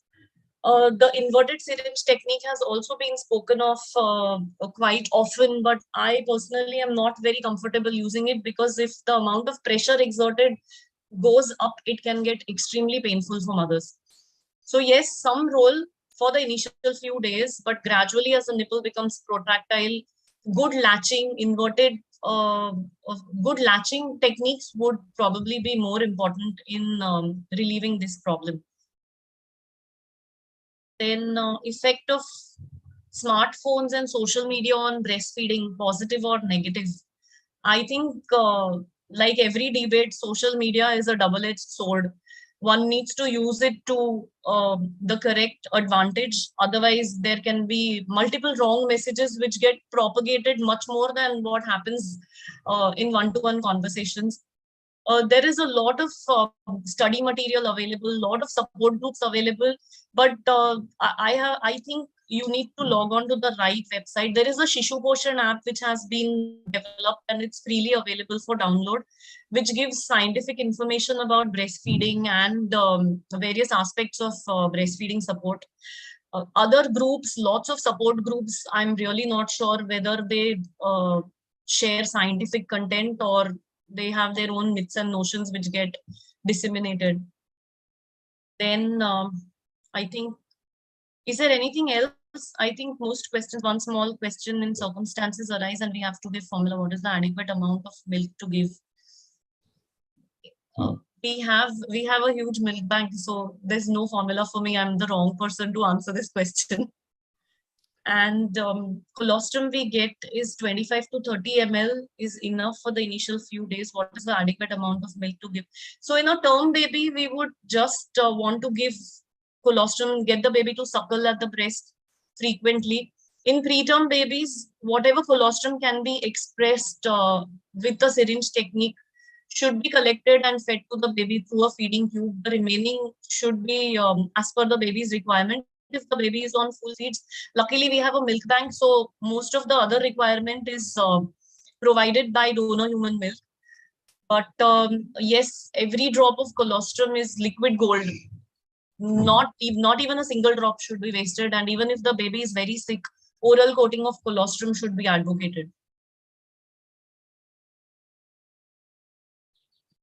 Thank you. Thank you. I have a small question. During your presentation, you said you'll have to discard 2 to 3 ml of express breast milk.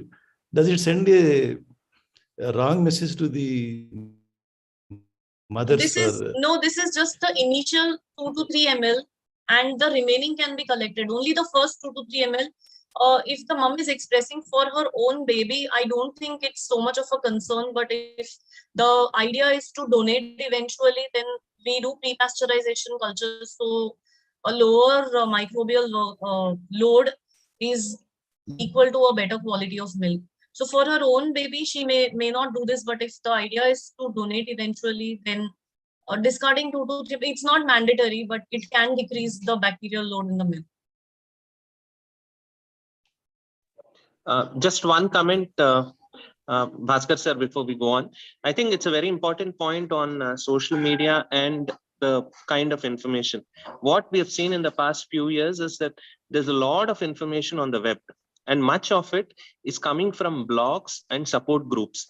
Unfortunately, there's no mechanism in which we're able to empower these support groups with the right information. So by rule, anything that comes from the government and has the government's logo or something that says it's from the government or the policymakers is true to begin with. Anything that comes from the international agencies, WHO, BPNI, UNICEF, please consider it as truth. And of course, the best one always would be to ask your pediatrician. If you have a doubt, it is very difficult in breastfeeding to only depend on a literature because there's so much of context attached to it. So the best is to ask your pediatrician or your lactation consultant or obstetrician. They are probably the best resources for you because they'll be able to solve the problem. Others would only give you information because it's only one way. So always interacting with the doctors, especially on breastfeeding, will give you the right information. Thank you.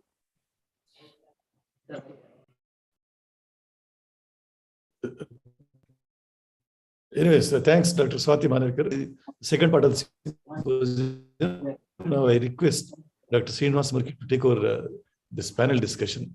And Dr. Srinivas Murki will be moderating the panel discussion. Srinivas sir, before you begin, are all your panelists already co-hosts? Just have a check. Natasha is there, Praveen is there, Sriram is there, and Ranjit already there. Yeah. All right. I didn't So want any everybody is interruption. Yeah. Over to you, sir. Please go ahead. Yeah. So thank you, and I think it was a very well conducted morning session of the three very important talks. We covered almost everything related to preterm nutrition and also went on to the most important aspect, that is the term nutrition and breastfeeding of all. So we will try to discuss now some of the evidence-based interventions which are adjuvant in neonatal nutrition, both in preterm and term babies. So I will request my panelists to introduce themselves before we start. I request each one of the panelists to open up your video and just say a word. Natasha. Good morning, everyone, and thank you, Murki sir and IAP for giving this opportunity for us to be on board this time.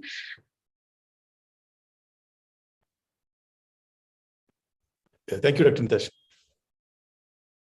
Yeah, Dr. Sriram. Please unmute yourself, Sriram.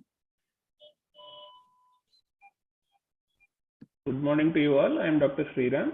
It's wonderful to join everyone this Sunday morning, and thank you for giving me this opportunity. Thank you. Ranjit. Good morning, everyone. I'm Ranjit Gonda. Thank you for giving me this opportunity, Iaptcb and Murki sir. So excellent talks this morning. I think we'll try to see if we can catch up some of these. Yeah, Venkat. So good morning. Venkat. Yes, sir. Good morning, everyone. I'm Dr. Venkat from Kangaroo Hospital. We'll be dealing with the catch-up growth in the panel discussion. Thank you for the opportunity, sir. Dr. Bhaskar sir and Dr. Srinivas sir. Thank you. Praveen. Sir, good morning, sir. I'm Dr. Praveen from Paramita Hospital. Thanks for giving this opportunity, sir. Okay, thank you. Just to ensure that your video is audible, we had to do this. Thank you for joining as a panelist, and I hope we'll have a fruitful discussion over the next 30 minutes. So let us go straight to the panel, and let's start with the case. Baby A is a 30-weeker, 1.3 kg, 3-5 girl child, was born by C-section for PPRM of 12 hours. The baby typical problems of respiratory distress, CPAP and surfactant. The baby was started on day 2 on the parental nutrition, 3 gram per kg per day of protein and 120 kilocalories per kg per day of calories. He was started on colostrum on day 1, and day 4 the baby is on 8 ml feeds every 2 hours. Now, Sriram, can you let us know what are the additional nutrition supplements or adjuvants that are needed for this baby at this point of time? Yeah, so this being a preterm, and this baby was started on total parental nutrition, so he's still yet to reach his full feeds quota. So he needs the most important supplement on day 2 will be calcium and phosphorus. So this baby needs to be supplemented with calcium and phosphorus. So we have to, previously in our country, we didn't have an access to the IV phosphorus preparation. So now we have an access to it. So it comes, the calcium we usually give in a dose of around 4 to 5 ml per kg per day. So that is around 45 to 70 or 80 ml, 80 mg per kg per day. So that is the amount of calcium which needs to be supplemented. So it comes in the form of, I think you all know it, in the form of calcium gluconate, 10% calcium gluconate. Phosphate, it comes in the form of potassium phosphate, POTPHOS. So that is the IV form which is available in our country.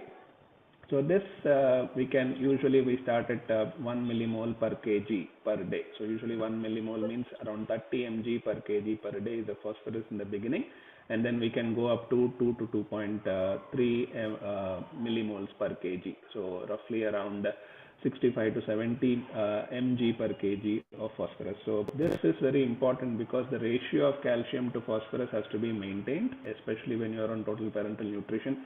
We don't want to go beyond 1.7:1. That is 1.7 calcium to 1 phosphorus. So this ratio has to be maintained so as to get the adequate amount of benefit from the phosphorus preparation.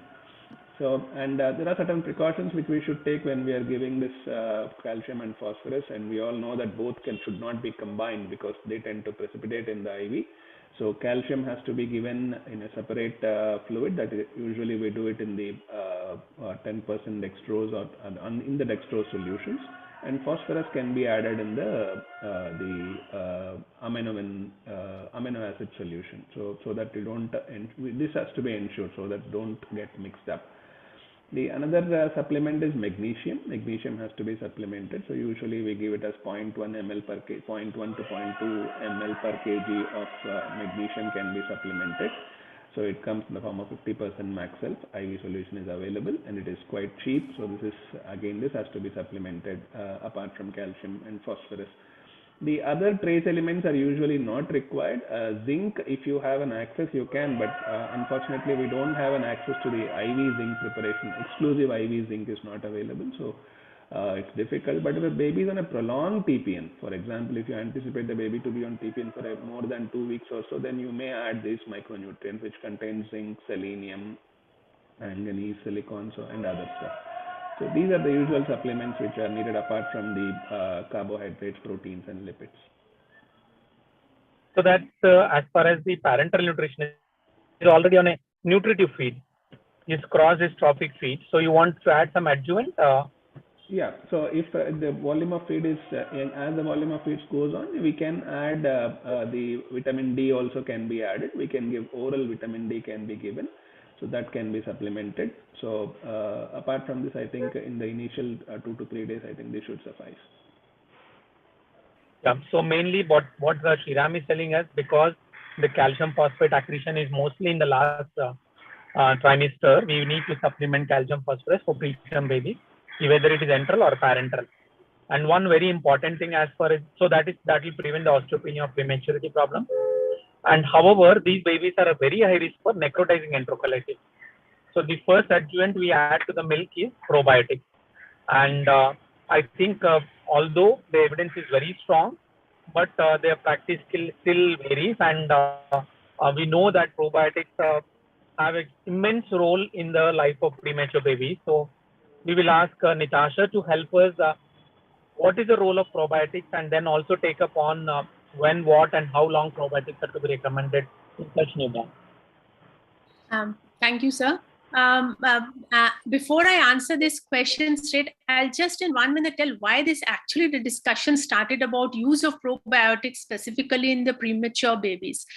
So mainly the preterm infants, they experience a lot of delayed and abnormal pattern of gut colonization, particularly when it comes to the most important bacteria like bifidobacteria and lactobacilli, which are normally dominant in the healthy full-term infants. So this bacterial establishment is the expression of the colonization from the environment rather than from the maternal origin. And that is why the premature babies go through so many reasons that they can't establish in their gut, like because of the C-section, maybe large antibiotics used in the premature babies, delayed initiation of enteral feeds. And sometimes we have unusual microorganisms which are populating the NICUs. So because of all these reasons, there has been an abnormal pattern of colonization in the premature baby. And that was the reason to consider the use of probiotics in prematurity. So when we talk about what is the role of probiotics, basically probiotics, they enhance the gut barrier function, preventing the pathogenic bacterial migration. And it also, according to me, there is a lot of literature saying that it decreases the colonization with the pathogenic microorganisms and increased diversity. And also it modifies the immune response of the host, so immune response of the newborns. So this is what shortly is the role of probiotics. And we all know in prematurity, there is a lot of literature where it clearly says that it helps in prevention of significant prevention of stage 2 or more NEC. There has been some reports saying it also helps in promoting feed tolerance, preventing of late onset sepsis, fungal sepsis, although we do not have larger studies or randomized controls trials to say that. But yes, there has been some reports which also say about the improved neurodevelopmental outcomes. But just to say briefly, the most compelling indication for use of probiotics in prematurity is prevention of necrotizing enterocolitis. As Dr. Murki said, that everybody knows about it, but still not that everybody is practicing probiotics. So just to brief about which probiotics is what we consider using is mainly in the multi-species probiotic supplementation, which contains both lactobacillus and bifidobacterium species, are recommended, looking into various multiple meta-analysis as well as randomized control trials. And when to initiate these probiotics, there has been studies where the timing of initiation has been before 48 hours, after 48 hours with the first feeds. But concluding all these things, which I could go through the literature, is the recommended time would be within first 24 to 48 hours. Once we are able to establish 10 to 15 ml per kilo of feed is the timing of initiation of probiotics. And we continue these probiotics up to 4 to 6 weeks of life, or maximum 34 weeks of gestation. Till we discharge these babies, we can continue the probiotics. The dose being around 1 billion colony forming units, which has been studied up to 6 billion also, but the most recommended doses and most of the studies it has been used is the 1 billion colony forming units per day in 2 divided doses. So yeah, I think you have been very clear that yes, probiotic has a lot of role in decreasing NEC and also in decreasing mortality. So almost the meta-analysis says that your NEC rate will come down by almost 1/3, and mortality will decrease almost by 50% if you use the probiotics in preterm babies. And as you rightly pointed out, we start when the baby is on from nutritive feed, around 20 ml per kg per day, and we continue for a month in most of the babies, because the risk of NEC is mostly in the first 1 month after birth. Yeah, you can continue up to 32 weeks in extreme preterm babies, because that babies are risk of NEC even till 32 weeks. Yeah, while you are there, can you let us know, because although we keep saying a multi-strain fortifier should be used, can you let us know what you are using, and I'll tell what we are using, so that there is no, we are not claiming that we'll support any brand, but to make it easier for people. So we are using a brand called Superflora, which is multi-strain, and also we use 1 billion units per day. We give about 0.5 ml. Can you let us know what you're using and why? So we are using currently Darolac, which is there, and it is also a multi-component fortifier which contains bifidum, infantis, and longum, and lactobacillus acidophilus. And we also use the same 1 million colony forming unit that will comes to around 1/4 sachet of Darolac twice in a day is what we use, sir. Sriram, sorry, Sriram is same from unit. Venkat, what probiotic you are using? Darolac, sir. It is having around 2.5 billion. We are using Darolac, sir. Okay, so the only reason why we were switched over to Superflora is because of its available as a liquid formula, and liquid preparations are preferred over powders, and that's the reason we are always looking for some liquid preparation which can help. So, but we have to always see that 1 billion unit is there, and the 1 to 6 billion is what the dose is per day, and it should be preferably multi-strain. And the strains one would consider lactobacilli and bifidobacteria. So these are the most important strains which have been evidence-based. So this baby, you can see here that this baby progressed to full feed of 150 ml per kg per day by day 7. And by day 7 is only on 50% mom and 50% donor human milk. Luckily, we could get the donor human milk for this baby, and there is a need to promote for all the units so that we can give donor milk for babies who are not having adequate mom. So the baby was on, but you can see here that even getting 150 ml, the baby is getting only 2 grams per kg per day. And Dr. Umesh says that we need at least 4 grams per kg per day. And he is still getting calorie of only 100 kilocalories per kg per day. We need to get at least 120 kilocalories per kg per day. So what is the expected growth of such preterm babies, Venkat? Can you tell us in simple terms what are the expected weight of these babies till they reach the term corrected age? So that we can decide what protein and calorie they require. So can I share the screen, sir, or just orally I can tell?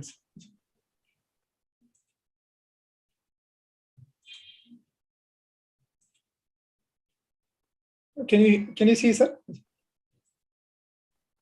Yes. The expected growth of preterm. We can see your screen. Yeah. Yes. So as we know that there will be a nadir in the postnatal growth, there will be a weight loss because of the various reasons, loss of excessive body water, and there will be excessive water losses. Because of that, there will be weight loss in all the units. In the preterm babies, especially, as they have more component of body water, they will be more prone for excessive weight loss. So the usual in the study shown that Ehrenkrantz showed almost 7 to 10% of the weight loss in the neonates. And they regained the birth weight 11 to 17 days. So this is in the very preterm infants of almost 7 to 10 days, 7 to 10% of weight loss and regain the birth weight by 11 to 7 days. So this is a growth curve of a preterm infant. Even though we aim for a optimal intrauterine, similar to the intrauterine growth, it may not be possible in the postnatally. And when we see that most of the babies tend to have like almost EUGR status by the time they reach 36 weeks of gestation age. So most of the, like almost 60 to 70% of the VLW has a EUGR in as high as 60 to 70% it is. So when we see that which growth velocity is optimum. Venkat, can you go back on the slide? Can you take up one curve and then tell what it means? So can you tell us what this curve is and what, can you take up one baby and then show how it is? So these are the 28 to 29 weeks of gestation, this curve, and this curve is for the 26 to 27 weeks of gestation, and this curve is for the 24 to 25 weeks of gestation. So the 24 to 25 weeks of gestation babies have excessive weight loss, and they will be reaching the nadir by 25 to 26 weeks of gestation, and then they'll continue to gain weight, but their centile is probably going at 50th centile, should have gone in the intrauterine status, but they have postnatally with the weight loss and other morbidities, they tend to be growth restricted, and postnatally having a growth failure, they may cross less than 10 centile. Most of the babies cross less than 10 centile. It is seen in 26 to 27, 28 to 29 weeks of gestation. Probably all the extreme very preterm infants may have growth restriction and may go to EUGR status almost 60 to 70% of the neonates. So coming to the growth velocity comparison, Ehrenkrantz et al. In 2006 compared the 600 neonates of extreme low birth weight infants with a birth weight of less than 1,000 grams. So the velocity per kg per day they compared, and the long-term outcomes are compared in these velocity. The quartile 1 is around 12 grams per kg per day, and the quartile 4 is 20 grams per kg per day. In between 15 and 18 grams per kg are quartile 2 and quartile 3. There are length growth also. They have compared 0.8 per week and 0.9, 1 and 1.1 per week. HC also 1 centimeter per week and 0.9 per week, and 0.9 in the quarter 2 it is 0.9, and quarter 1 it is 0.7. The quarter 1 references depicts a low growth, and quarter 4 references higher growth. So these babies tend to have high BPD with growth restriction, increasing the growth restriction, and high anesthesia and late onset sepsis with the less weight gain. The quarter 1 has higher incidence of these morbidities. When we see the long-term outcomes, the quarter 1 is, as per the weight, the weight gain of quarter 1 has higher incidence of CP and lesser incidence of normal neurological examination. The motor development index and mental development index and psychomotor development index also lower in the quarter 1 compared to the quarter 4. When we direct a head-to comparison in the weight gain models, in the logistic regression model, weight gain quartile of quarter 1, which is lower weight gain at 12 gram per kg per day, and higher weight gain of quarter 4, 20 gram per kg per day. The CP is as high as 8 times, and mental development index of less than 70, 2.25 times, and psychomotor development 1.9 times, and neurodevelopment impairment 2.5 times is there. So logistic regression model comparing the HC growth velocities, the first quartile which is 0.7 and fourth quartile which is 1.2, comparing these two. The first quartile in infants had 4 times of CP, and other neurodevelopment impairments also higher in this. So the goals for growth from this study has told that it is shown that HC gain of 0.9 centimeter per week is having good neurodevelopment outcomes, and weight gain of 18 gram per kg per day from the return to birth weight through the discharge is showing good neurodevelopment outcomes. Yeah, thank you. Overall, it says that you need to achieve at least 15 to 20 grams, although you said it can be vary from 12 to 21 grams. But our target should be at least 15 to 20 grams per kg per day. Length should be at least 0.9 centimeter or higher, and head circumference 0.9 centimeters per higher till the term corrected till they reach 40 weeks. So 38 to 40 weeks, the baby has to grow like this. And we have how we can achieve this growth using the parental and enteral nutrition goals. So and you also highlighted that if they don't grow well, then they're likely to have both immediate and long-term problems. But it could be a chicken and egg type of story where the babies who are sick likely to grow less, and then they may have more morbidity. The babies who are growing well, maybe the well babies, and may have less morbidity. But even if the sickness is there, I think we should try to correct it with either a enteral or a parental feed so that we need to achieve proper growth. So there could be both survival advantage and also long-term advantage. So thank you, Venkat. And so the expected growth we have seen is weight of about 18 gram per kg per day is what expect tells us, and length and head circumference of 0.9 till they reach the corrected term corrected. Ranjit, can you help us know what should be done to achieve the expected postnatal growth in such infants?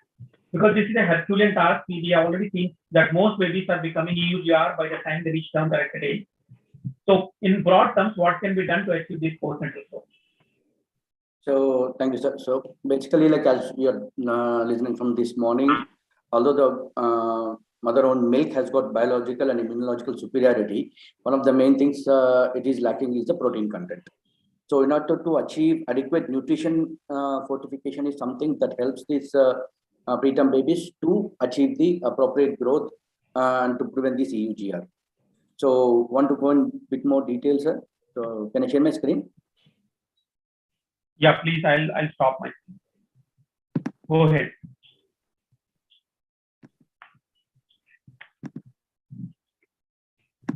So just going through the repetition of the slide from Dr. Umesh Vaidya, sir. Basically, if you look at the recommended daily allowance for these babies, if you are only on the mother's own milk or any human milk, the calories and the protein requirement are all come very less. If you add the fortifier for these babies, so we can achieve the calorie recommendations, we can achieve the protein recommendations, and also the vitamin A and vitamin D recommendations with the fortification. So by just adding these fortifier for these babies, we can go into achieve the protein requirement for these early preterm infants, basically. So then the question comes to us, like how early, when to start these fortifier for us. So lots of studies have been looking into early or late fortification for the preterm infants. The early is as early as people have started fortification when the baby's milk is at 20 ml per kilo per day, and up to 100 ml per kilo per day or 150 ml per kilo per day. So most of the, if you look at the meta-analysis and the major studies, there's not much effect on the growth outcomes or the weight or linear growth based on when you start the fortification. But all of us have apprehension. If you start early fortification, the risk of NEC and all those things. But the studies currently has become very inconclusive. There is no difference either in the risk of NEC or the time to reach full feeds or preventing the extra different growth restriction. So it seems to be safe and easy to start somewhere around between 50, when the baby reaches 50 to 80 ml per kilo per day. If you can start the fortifier, I think it's reasonably safe. Even the NNF currently recommends that, and SPCAN recommends we can start a fortification around 50 to 80 ml per kilo per day. But coming into the now with the introduction of over the last few years about the human milk based fortifiers, I think we have more experience in terms of we are more comfortable using it even as early as when the baby is reaching 20 ml per kilo per day. Is that okay, sir? Like I think that's what you all practice, Murgi sir. And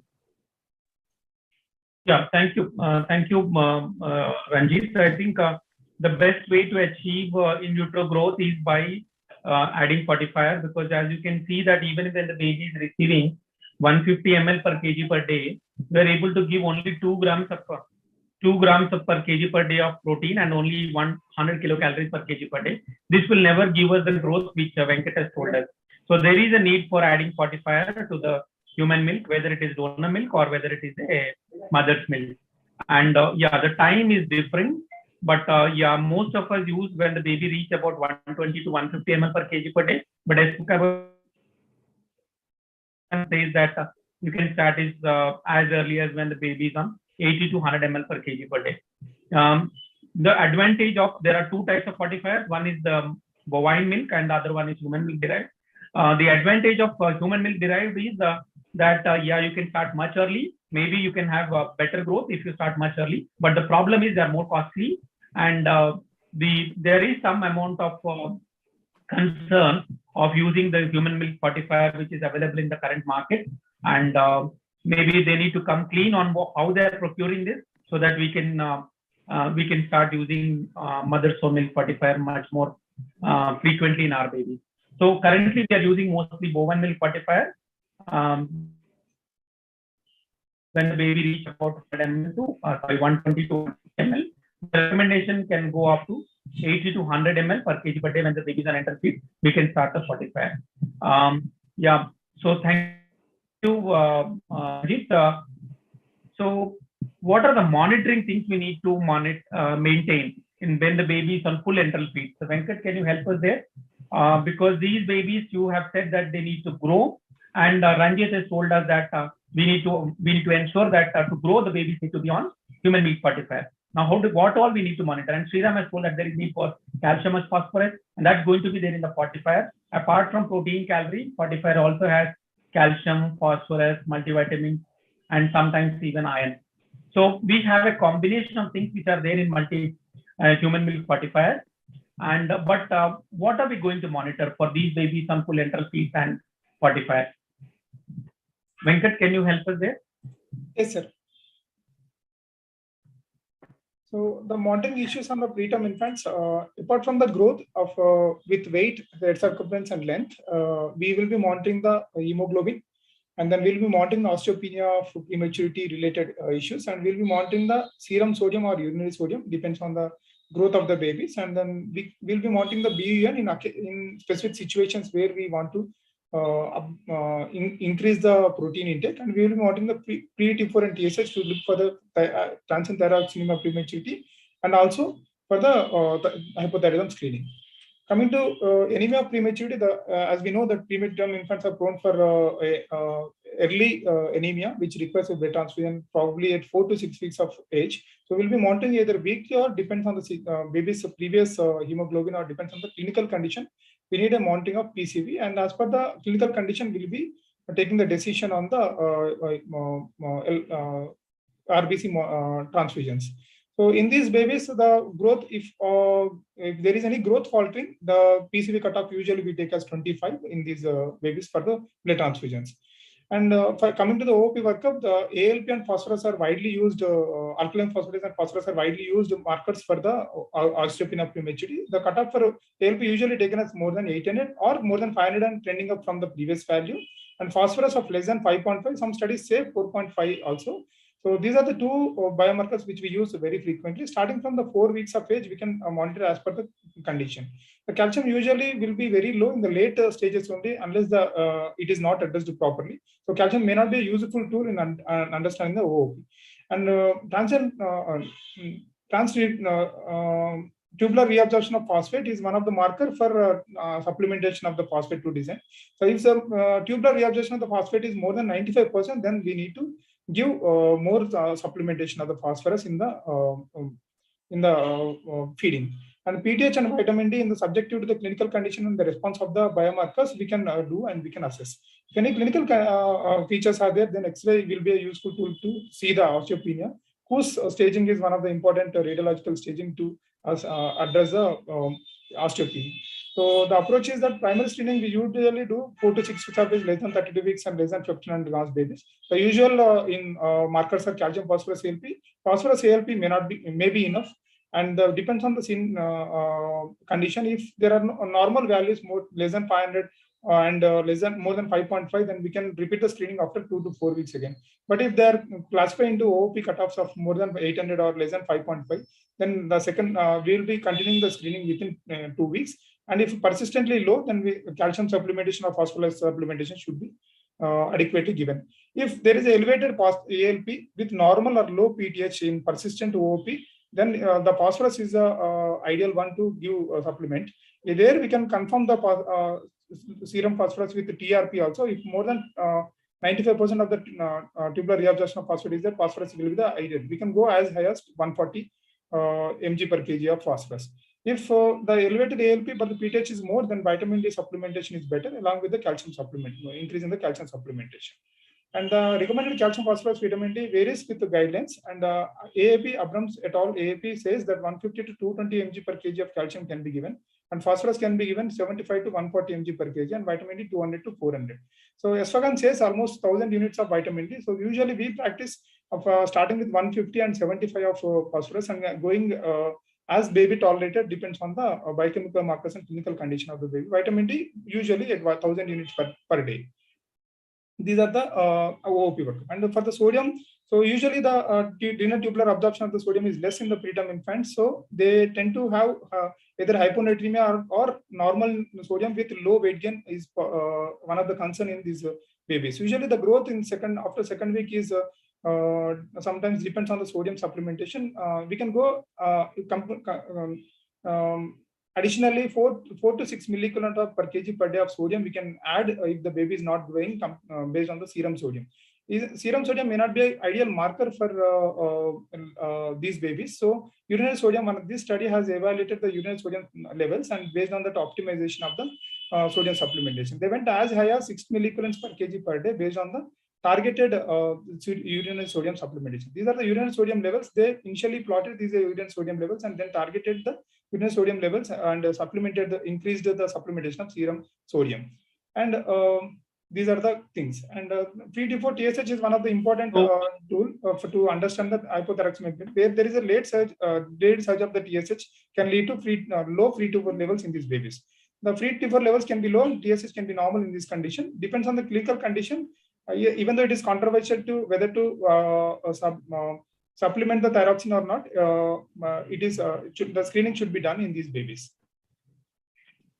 So as you said, we need to ensure that when you're giving this fortifier, we need to ensure the appropriate growth. And apart from protein and calories, we need to supplement with calcium, phosphorus, multivitamin, and iron, as you rightly pointed out. And we need to monitor them weekly. So PCV will help us to prevent apnea of prematurity. Calcium and phosphorus and alkaline phosphatase will help us to identify osteopenia of prematurity. Urinary sodium will help us to see if the baby is losing sodium, because after second week, the growth is to a great extent dependent on sodium accretion. And thyroid is one very important screening which should be done after the first week in preterm infant. So we have realized that fortification is a must for all the preterm babies. So Ranjit, we are hearing something called individualized fortification. Can you highlight on that? What is this individual fortification and what is standard, and how do we ensure individual fortification? Yes, sir. So as a fortification, like standard method, what we are doing currently is adding X amount of fortifier to the X amount of milk to achieve the recommended protein requirements for the baby. So if I share like what the by SPCAN guidelines, as Murki sir was mentioning before, although we can achieve calories with 180 ml per kilo per day of breast milk, with adding either the one of the breast milk, woman milk based fortifier or human milk based fortifier, we can achieve the calorie, we can achieve the protein, we can achieve the calcium, phosphates, but not the iron. Iron needs still supplementation. If you go to how to achieve this, there are 3 different ways. So standard fortification is what we commonly do. So adding 1 sachet of the breast milk fortifier to the human milk to achieve the nutrition. But individualized fortification that's coming into practice, most of the Western units started doing now, mainly the adjustable human milk fortification, which means by monitoring the blood urea nitrogen levels twice weekly, the protein content can be adjusted for the babies. And this is obviously it is very not very labor intensive. It's a practical mode. Currently, when I was practicing in Rainbow unit, we started using the BUN levels to adjust the protein content for these babies. And so by doing this, we can adjust by adding the protein supplements for these babies. I don't know how many of in the Indian units we started using the protein supplements. I just want to listen from the stalwarts, Dr. Umesh Vaidya and Suman sir, Murki sir. Any of you actually started using only protein supplements other than fortification to go for the adjustable fortification?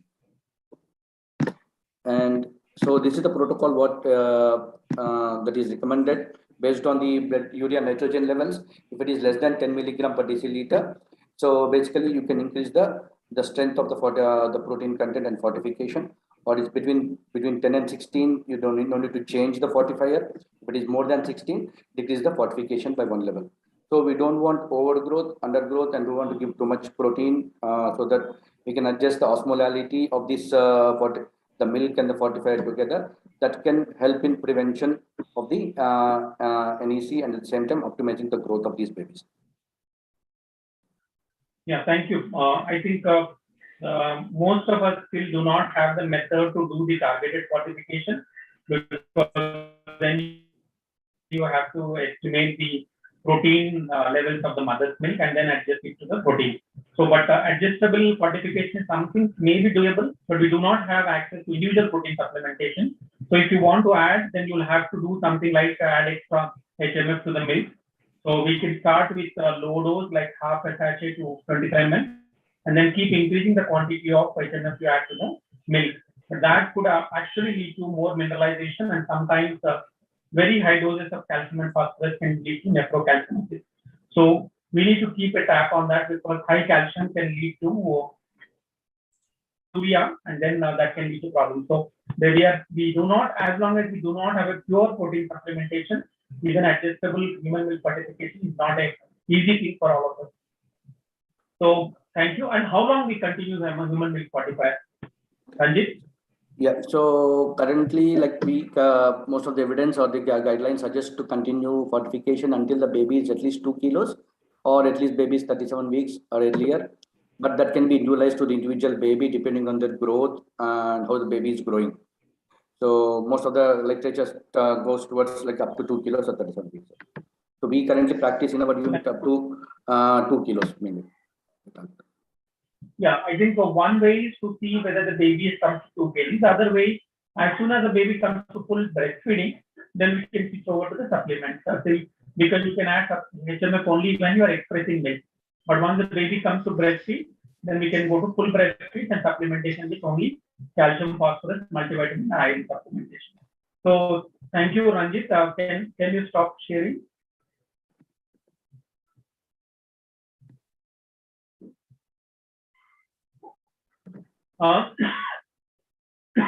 So we have discussed the monitoring, we have discussed the role of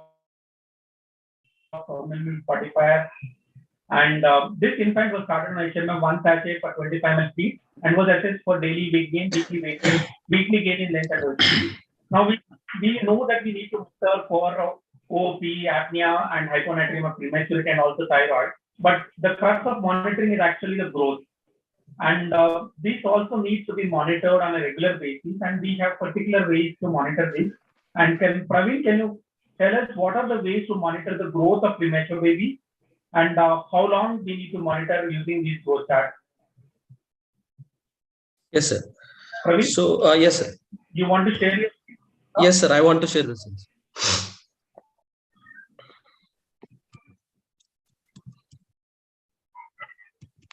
Go ahead. Yes, sir. 1 second.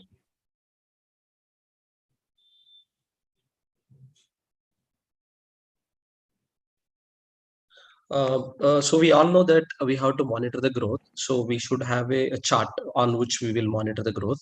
So before going into the chart, detailed chart, I want to tell the two basic concept of growth reference chart versus growth standard chart. So growth reference chart is that is a anthropometrical statistical summary of a given population at a given time, and it will not take into the consideration of health of the individuals. So it is just a statistical summary. So it will tell in this real pragmatic world how the children grow, not what is ideal. So it will tell us that it is less descriptive data. So the main advantage with the growth reference charts is we can get this charts very easily. We can do the studies because it is a cross-sectional study and easy to acquire large sample size. But in growth standard charts, those are the statistical summary of the reference population whose health is taken into the consideration. So that is ideal situations how the children or infants, neonates has to grow. So it's a prescriptive or prospective data, and it is very difficult to get this charts. So we have only two types of growth standard charts, that is WHO multi-center growth reference study chart. Already we are using them, and also intergrowth 21 charts. These are the two standard charts. Coming to the growth reference chart, we know that intrauterine growth charts, we have seen the chart many times, where it will have 10th centile and 19th centile, how the babies grow in utero. Actually, these charts are made from the different gestation. If the baby is born, what is the weight of the baby, they have plotted and they made the chart. Or sometimes they made the chart from the ultrasound parameters also. And coming to the postnatal growth charts, once the baby is born, how the baby is growing in the NICU, that statistical summary was made with the postnatal growth charts. Some charts combined both fetal, that is intrauterine growth charts, with the term baby, after the term baby born, how the baby grows longitudinally. So cross-sectional and longitudinal, they compared both.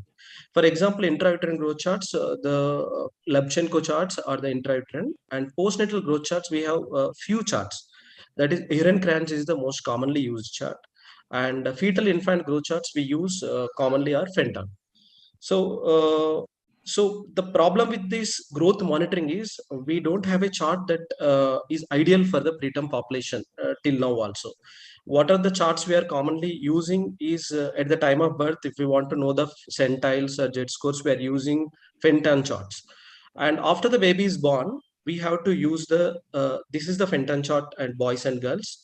This is commonly used to know the centiles at birth at a time periods, like 36 weeks, you want to know the centiles.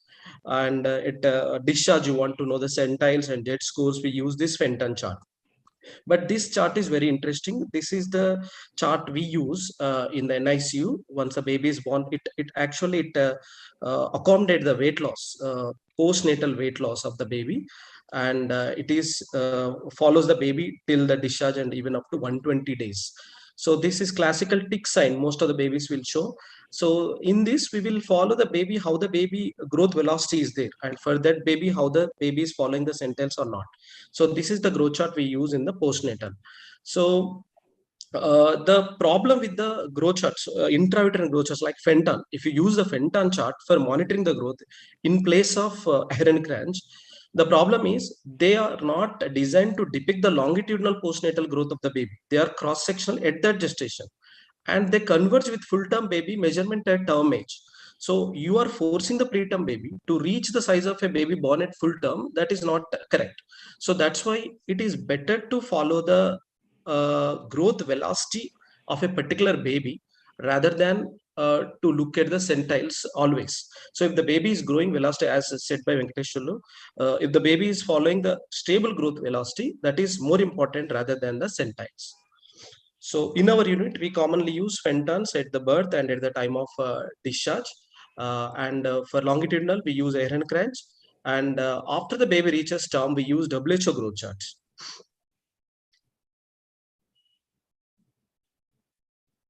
Over to you, sir. Yeah. So thank you, Praveen, for highlighting the need for growth chart. What do we mean by reference and standard growth chart, and how do we monitor these babies on the growth chart? And in our own experience, you realize that when you start plotting the growth, actually you start seeing why the baby is putting on weight and why the baby is losing weight. So it has to be done on a weekly basis. At least on a weekly basis, we need to plot the weights and the length and head circumference for us to know whether baby is following the reference standard or not. And if you want to know how much he's deviating from his potential, then you need to put him on Fenton chart to see how much EUGR he is compared to his in utero growth. So these are the ways in which we will try to identify babies who are likely to have growth restriction and what we can do to prevent the growth restriction.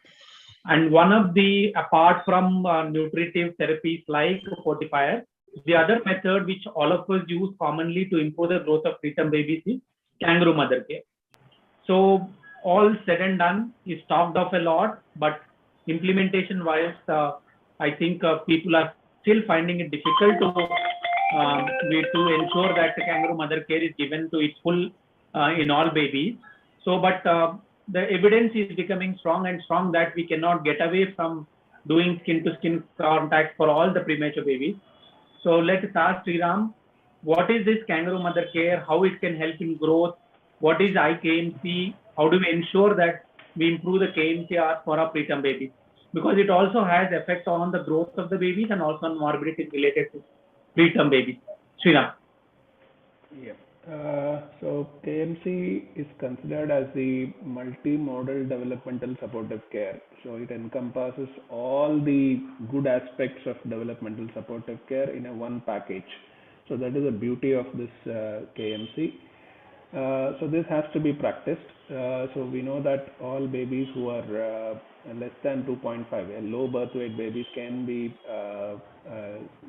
taken care by doing a proper kangaroo mother care. So all BLVWs which we do in our NICU, once they are stable enough means if the baby is on say a minimal CPAP or even HFNC, and if his vitals are stable, he's not on any high dose of inotropes, or he's not in shock, and he's otherwise okay. In such babies, we can definitely start practicing KMC. If he's on minimal respiratory support, also one can do KMC, but it needs a good nursing care. Probably 1:1 care is required to ensure that his airway remains patent during the process of KMC, and there is someone who is continuously monitoring the baby while on KMC. So there are well-established benefits for KMC. I think we all know it. The most important is the mortality reduction. There is almost 25 to 30% reduction in the mortality for KMC, as well as there is a significant reduction in the nosocomial infection, not only till discharge, but this kind of decreased infection persists even beyond the discharge period. And not only that, it also improves the breastfeeding rates, the amount of breast milk, the volume of breast milk from the mother. As Dr. Suman Rao ma'am has told you, one of the important strategies to improve breast milk is to do KMC. So that also is one of the significant effects of kangaroo mother care. And this kind of kangaroo mother care, these effects don't persist till discharge. They go beyond discharge. So the exclusive breastfeeding rate till 6 months is higher in mothers who practice a good amount of KMC. The another major benefit of KMC, it is like a drug. It has got a dose-dependent effect. The more the mother or the caregivers do the KMC, the more is going to be the benefit. So this has been clearly shown. There is a good meta-analysis which has shown that practicing KMC for more than 8 hours has shown to have a significant improvement in the weight gain. So at least we should try to ensure some caregiver, if not mother always, father, grandmother, whoever is available from the family has to practice KMC for at least 6 to 8 hours per day. So that will ensure a significant amount of good weight gain in the babies. And coming to how early the KMC has to be started, so this is a wonderful thing. So as Dr. Suman Rao ma'am has already put it, so this is the concept of immediate KMC, which is a multi-center trial done under the WHO. So where India was also a part of it.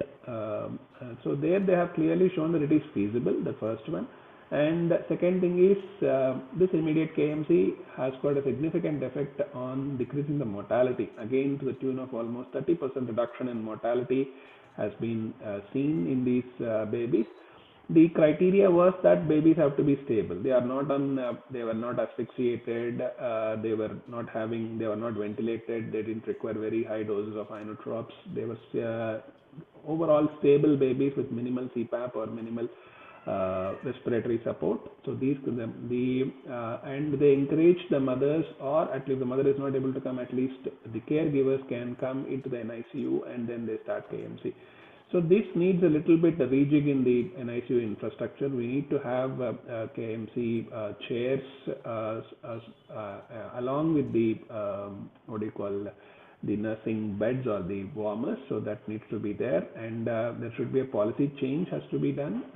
The nurses and all the caregivers have to be trained in such care. So this, if this is done, and it has been shown to be feasible, and the benefits are clearly shown, especially for babies who are more than 31 weeks to 34 weeks, they have clearly shown that it does decrease the mortality. So this is feasible and this can be done. And coming to the other question, I think, how do we all improve the KMC hours? The first and foremost thing is, of course, the policy. So every unit should have a policy on KMC, and every healthcare personnel, including doctors and the nursing staff, knows that who and when the KMC has to be initiated. And we should always encourage mothers to come into the NICU. So let them hold hands with the babies. So let them encourage. That will improve this one. And training the mothers right from the postnatal, the day one, that KMC is a part. Just as we tend to counsel for lactation, I think KMC also has to be taught to the mothers. And once the mothers start coming, they should be actively encouraged to take part in doing KMC. So these things will go a long way in ensuring that they practice KMC. If mother is not available for some reason, we should always encourage the other caregivers like fathers or grandmothers or any grandparents who are available, so that we should not put the entire onus on the mother, so that mother doesn't feel stressed up. So she also needs rest. So we should encourage the other parents and family members to come into the NICU and then do the KMC. So this is very feasible and this should be encouraged. Thank you, Sriram. And I think the will is what is required for doing KMC. Units are gradually changing. I can see Natasha want to say something. Yeah, I just want to add to it what Sriram sir has told about the improvement. One of the important practices which we have started, apart from what sir has also told, over past few years, being a corporate setup, it was very difficult to establish and to reach to this stage of KMC where we are right now, that we have been able to establish almost 12 to 18 hours of KMC.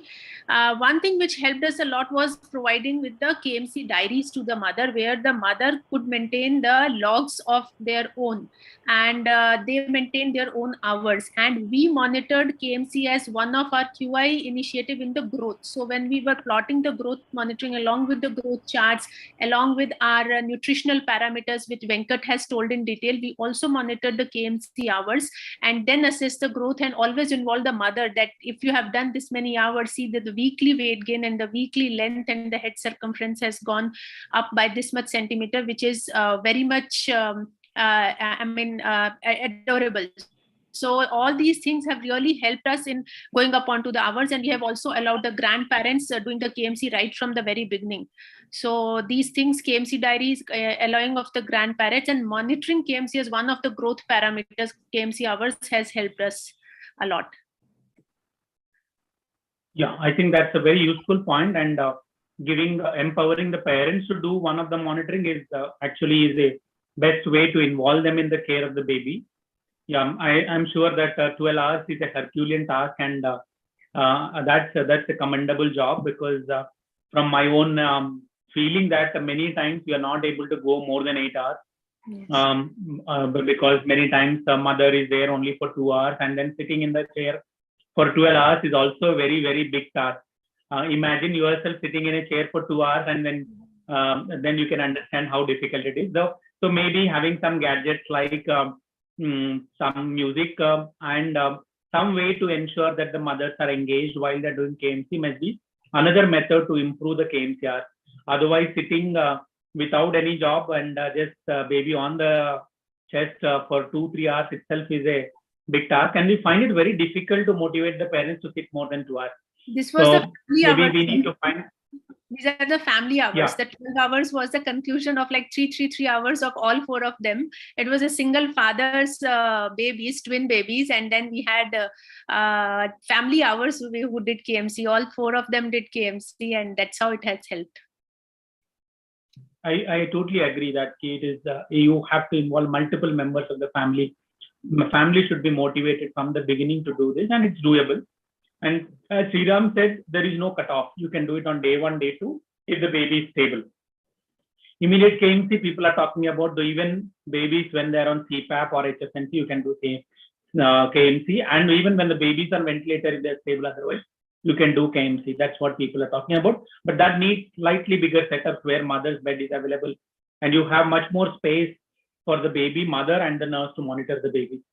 So we have already heard about EUGR, and Praveen, you want to add a word on assessment of extrauterine growth restriction using growth chart?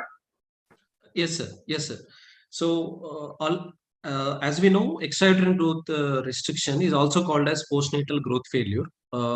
It is defined in very different ways in the literature. One of the way to define the extrauterine growth is by the weight.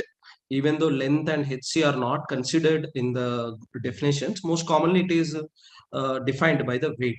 So if the baby's weight is less than 10th centile at the time of discharge or at the time of 36 to 40 weeks, so then we can call it as EUGR. Or if the baby's Z scores are less than minus 1.3 Z scores, then also we can call it as EUGR.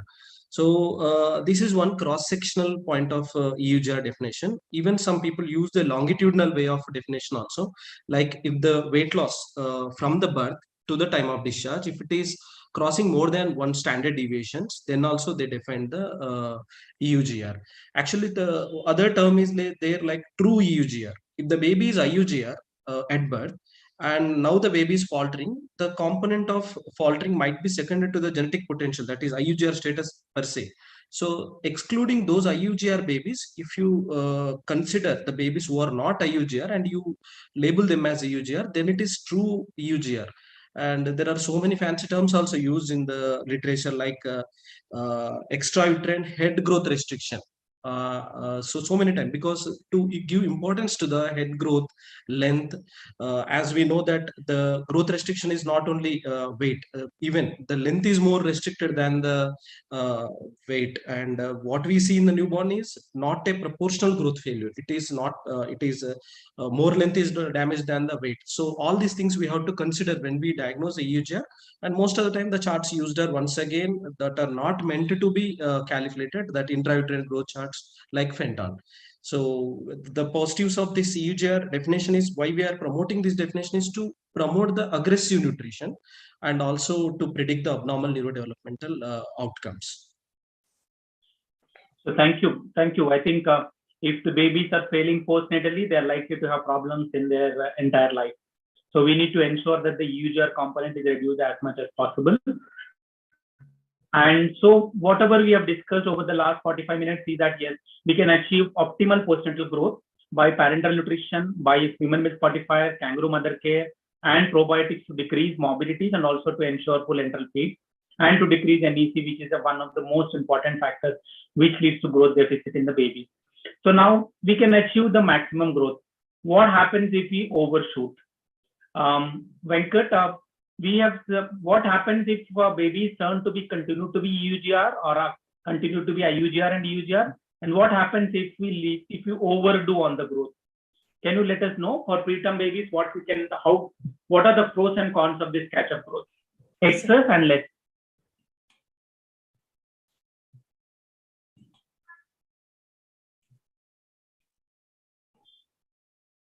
So coming to the so we just have another 10 minutes. So 10 more minutes and we will need to finish up. So be precise, Venkat. Yes, sir. So the catch-up growth is called as the acceleration of the growth in response to recovery from the undernutrition. It can be postnatal, it can be childhood, it can be any illness. The acceleration of the growth in response to the recovery from the illness or undernutrition. So this is evolutionary conserved adaptive response from the body, which makes the growth more when after the illness. So this postnatal, this should be differentiated from the postnatal growth acceleration, where we see the upward central crossing for weight or length. So this is like catch-up growth is like achieving the growth of the lost growth, and postnatal growth acceleration is that the growth may be achieved, but it may be achieved more than the required central. This is upward central crossing. So this postnatal growth acceleration is usually not ideal. So it is explained by adverse long-term effects in the infants born through the SGA, who showed the upward central crossing immediately after birth, had long-term effects, adverse long-term effects, and long-term cardiovascular benefits in the infants who are breastfed, where their growth is slightly less compared to the formula feeds. So the upward crossing of the centers by growth acceleration is not ideal, and it will cause problems in the babies. So coming to the short-term outcomes of this EUGR or growth failure is increasing in the ROP and increasing in the BPD, along with the length of stay, and sometimes in the mortality, other morbidities also will be increased. So these short-term outcomes are increased. As we know that ROP is well studied in the growth weight gain algorithms. So it is almost all the algorithms have shown that increasing in the incidence of ROP, there is a postnatal growth failure. And the BPD also is consistently associated with postnatal poor weight gain. So when we see in the long-term outcomes, the initially acute insulin resistance because of stress and infection in the preterm babies releases increase in cortisol, and low protein intake can lead to decrease IGF and increase growth hormone. This in a way lead to again chronic insulin resistance, where because of high energy and high glycemic indexes can cause hyperglycemia and other problems. So this can lead to further visceral adiposity, and by decreased lipolysis and decreased visceral adenoreceptors. So these problems with high intake, high energy and high glycemic intake leads to cardiovascular problems. So here we can see the balance of this stunting, at the same time the promotion of the growth. So both of them balance, we can see that the slow growth can have like good cardiovascular outcomes, but can lead to cognitive and other growth outcomes will be very much affected. So the rapid growth can lead to this increasing in the cardiovascular outcomes, metabolic outcomes. Rapid growth can lead to, but it will benefit the cognition and other neurodevelopment outcomes. So as Dr. Umesh said in the morning, that it is a balanced nutrition. It should be an optimal nutrition rather than aggressive nutrition or low nutrition. So while promoting the more nutrition, we should balance the optimal nutrition rather than like going to the aggressive nutrition. So the consequences of this metabolic growth acceleration leads to metabolic consequences, and then less growth leads to then adverse neurodevelopment outcomes, and then the adverse growth outcomes. So these babies are tend to be in lesser central even when they reach adolescent if the growth is not optimum. catch-up growth, usually we say that achieved most, there is no ideal time to achieve the catch-up growth, but most of the studies showed that the weight by 18 months of age and HC by 24 to 36 months of age and length by 24 months of age are the time which we usually achieve the catch-up growth. So less than this, the achieving catch-up growth earlier than this may lead to, may be because of growth acceleration, may cause metabolic consequences in these infants. And achieving the growth more than that may cause some further stunting and neurodevelopmental impairment in the infants and children. Yes. Yeah, thank you, Venkat. So if we do underdo, then we'll have IQ problems, and if you overdo, you will have heart and metabolic problems. So we need to be working in a balanced manner so that we don't overdo. At the same time, we need to make sure that they achieve at least the in utero growth and don't exceed the growth and don't overdo on the protein and carbohydrate supplementation. So that's why adding only MCT oil, adding only protein, these have become, they've gone into disrepute because we want muscles and bones and not fat for weight gain. So thank you, Venkat. And so we have few more things to go on, and we promise that we'll finish up in another 10 minutes. So this infant, our infant was started on KMC on day 4 after birth, and the infant was on high flow nasal cannula when the baby was on KMC and was tolerating 8 ml fit too early. Mother and father were involved in KMC hours, and by day 12, the total KMC hours achieved was 8 to 9 hours per day. On day 20, the weight gain was 1.42, and which was averaging about 15 to 20 grams per kg per day, and was ready to get discharged on full enteral feeds and HMF and supplements. So we were fortunate to have probiotics, human milk fortification, kangaroo mother care, and also lead to optimum growth of this baby. And although this baby was born preterm and had RDS and surfactant requirements. So just last on the preterm, what additional supplements are required, because this baby is now going to be home. Probably he'll go to breastfeeds also. What additional supplements are required for babies on HMF and breast milk versus what supplements for babies on only breastfeeding and not on HMF? Sriram. Yeah, if a baby is on fortifier as well as express breast milk, then hardly any supplement is required, even though we end up giving vitamin D and iron. But HMF, if they appropriately do it, what I mean by appropriate is they add 1 sachet for 25 ml of milk, and they do it almost 10 to 12 times in a day. And if so much is given, then it does give good amount of vitamin D also. So he doesn't need vitamin D, and it also gives good amount of iron. But the iron absorption is little bit doubtful. So we may give, so for babies who are on HMF and express breast milk, we may supplement only iron at around 2 milligram per kg per day. For a baby who is on exclusive breastfeed without any supplements, I think only vitamin D and iron are required. And calcium we may give if the baby is yet to reach the term gestation, then we may supplement calcium. If the baby is only on exclusive breast milk without any fortification, then we do give calcium phosphate supplementation. And just a word here, better to give as calcium phosphate rather than calcium carbonate preparation. So because phosphate is an important mineral to prevent metabolic bone disease. So in preterm, so always try to give calcium phosphate preparations for a preterm baby. And usually we give till the baby reaches term gestation, and beyond that we presume that the baby mother's milk is good enough to take care of the calcium and phosphorus requirements. And apart from that, vitamin D and iron are the only things which are needed for babies who are on exclusive breastfeeds. In a preterm baby. So how long you will continue both iron and vitamin D? Iron and vitamin D we usually continue till they are 1 year of age in preterm baby. So that is what is recommended. The dose of vitamin D is slightly variable, depends upon the recommendation. If you look at the American Academy, it says 400 units is enough.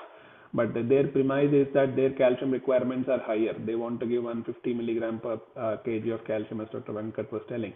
And if you look at the European Society's recommendation, it is around 1000 units per day in a preterm baby. This is based on their calcium requirements are lower.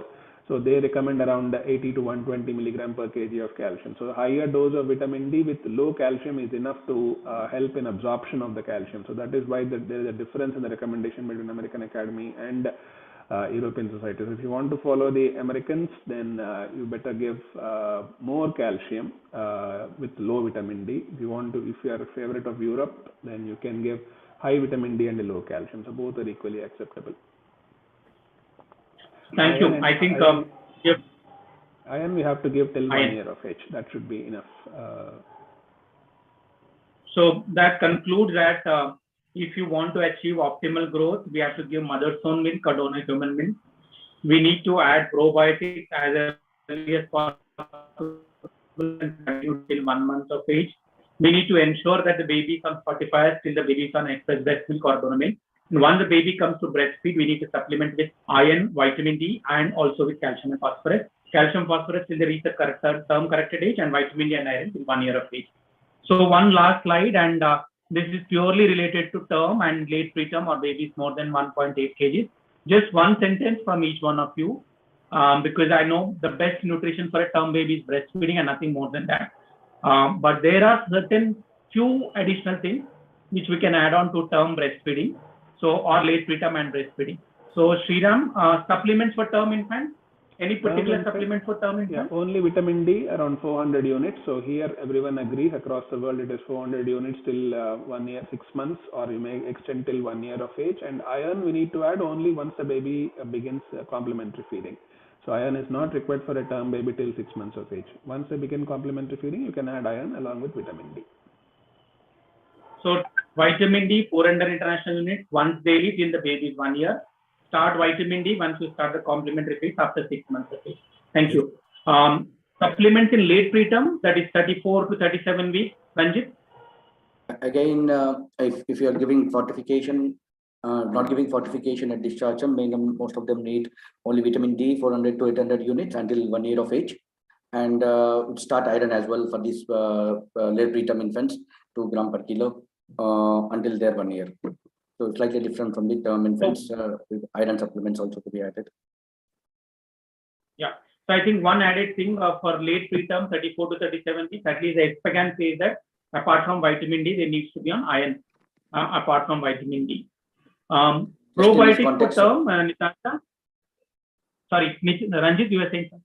Yeah, multivitamins, sir, like how many of you are supplementing multivitamins for late preterm? No multivitamins, at least as far as the guidelines are concerned, no multivitamin. But preterm, yes, we do give multivitamins in the baby 6 months of age. Term, no multivitamins, only vitamin D. Nitasha, probiotics in term? Sir, there has been many things which have come up recently about like use of probiotics in preterm, in term babies and late preterms, like managing viral gastroenteritis, prevention of allergic disorders, colics, inflammatory bowel disease, allergic disorders. But to just comprehensively, if I say the studies which have been done is predominantly for an infantile colic, where there has been recent meta-analysis which demonstrated significant improvement with the mean decrease in the crying time of almost 56 minutes per day in the infants who were receiving probiotic. And there has been trials with the symbiotics also, where in the term babies there has been decrease in the colic hours. Another thing which has come up with the allergy, where the allergic disorders, especially with the atopic dermatitis, where the Cochrane reviews claim that there is a possible role of probiotics intervention in the prevention of atopic dermatitis. Although the ISFIGAN doesn't say clearly, the nutrition committee to conclude that there is too much of uncertainty to draw reliable conclusions for probiotics, even for the allergic disorders. But that's what Cochrane claims, that it has got definite effect in future atopic dermatitis. And some studies have been coming up in prevention of obesity in future. The intestinal microbiota may contribute to the development of like inflammation and insulin resistance, leading to the overweight or obesity. So that's the background of use of probiotics for the obesity per se. So that's also these so there is a lot of evidence, but practice-wise, looks like it is mostly for specific babies like colic babies. But we are yet to hear as it is a routine therapy for prevention of atopia and obesity or other problems. Growth chart for term babies, Praveen? Which growth chart? Yes, sir. For the term babies, we can use a reference growth chart like Fental growth charts, or we can use standard growth charts like intergrowth growth chart. Intergrowth will have a good number of term babies, and after 33 weeks, the sample size is good, sir. We can use either of the things, like standard if you want to use, better to use the intergrowth. Once the baby is after term corrected age and term babies, we can use the WHO growth charts also. Those are also standard. Even the intergrowth and WHO are superimposed with each other after for 50 weeks. I think the standard now after term is WHO growth chart, till at least till 18 months of age. So WHO growth chart still the gold standard for term babies. Venkat, any role of catch-up growth or accelerated growth in term IUGR and late preterm babies? Yes, in the term IUGR or late preterm babies, especially in the IUGR babies, there will be this, because of the fetal programming, they are tend to have these metabolic disorders, as we discussed in the preterm babies, where they are high targeting IE. So SGI babies are more prone for, inherently they are more prone for that because of the Barker hypothesis or thrifty phenotype, where their fetal undernutrition led to their decreased beta cell mass. And postnatally, the excessive or more nutrition can lead to obesity and other metabolic disorders in the late in the adolescence or in the early childhood. So these are the consequences of preterm term IUGR. In the late preterm, there is no ideal time to grow, have the catch-up growth. But most of the studies have shown 6 months is the time where 80% of the neonates born as late preterm are achieved the catch-up growth. And term IUGR also achieved 80% of them achieved by 6 months of age. But most of the times we can wait up to 2 years. Most of the growth hormone recommendations or any other treatment modalities are advised after 2 years of if they are not achieving the catch-up growth. But these babies are actually conversely, these babies are actually tend to have more catch-up growth, and they have more metabolic problems rather than less catch-up growth in these babies. So which means that the only therapy for term IUGR or late preterm looks like only breastfeeding. If you can get at optimum breastfeeding for these babies, I think they will achieve the catch-up growth as and when they require it and prevent the metabolic syndrome also. So I think that was been a wonderful panel, and I think many issues related to evidence of neonatal nutrition have been covered. And before I give the mic to our organizers, Dr.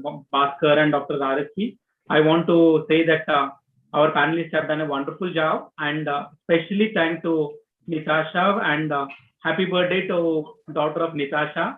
And she has been kept for 3 hours here, although she said that she doesn't want to work on this day, I think, but happy birthday to your daughter, and I'm sure now you'll enjoy better once you leave from here. Thank you, sir.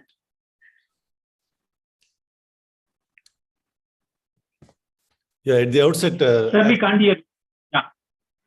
At the outset, let me congratulate Dr. Nitasha Bagga on her precious daughter's birthday. Thank On you, behalf of the entire IAP TCB fraternity, we convey our heartfelt greetings to your daughter. Thank Despite you. that, you had come onto the platform of this panel discussion and gave us a lot of messages. Thank you, Dr. Nitasha.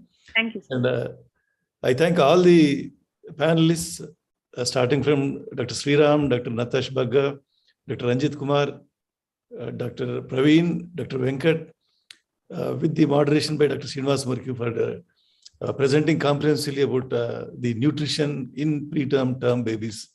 And as well, thanks to Dr. Umesh, Vaidya, Dr. Suman Rao, and Dr. Swati Manarkar for accepting our invitation and for being with us today morning. It was 2.5 hours presentation, passed just like that. 2.5 hours exclusive academic presentation. Went on very well, and so many things we had learned, and so it had refreshed for people like me who are practicing general pediatrics. So thank you one and all, and I wish you will participate with us during our upcoming IAP breastfeeding week celebrations. So special thanks to Dr. Srinivas for arranging this wonderful academic event, particularly nutritional issues in neonates. When I said it's slightly neglected or overlooked, I felt a little embarrassed because whether should I say that or not. But after listening to this entire academic event, I thought it's really slightly neglected or probably less taken care by many units. So with these few remarks, I thank you once again and looking forward to see you all again in upcoming academic events. And I'm happy because just a photo, I think Suman is there. So can we have all come online? Just a video and then we'll take a photo. Yeah. Suman is still there, yeah. I'm so, happy. Praveen, Venkat. Yeah, it's a good idea. I'm happy to see so many new participants whom we could not accommodate because of the less time during our recent Central Zone conference. I assure you that definitely we will make use of your academic talent during upcoming conferences. Thank you, Antenatal. Thank you so much. Yeah. And thank you all the panelists. Thank you so much. Thank you. Vishal. Happy Sunday. Goodbye. Thank you, sir. Thank you. Thank you.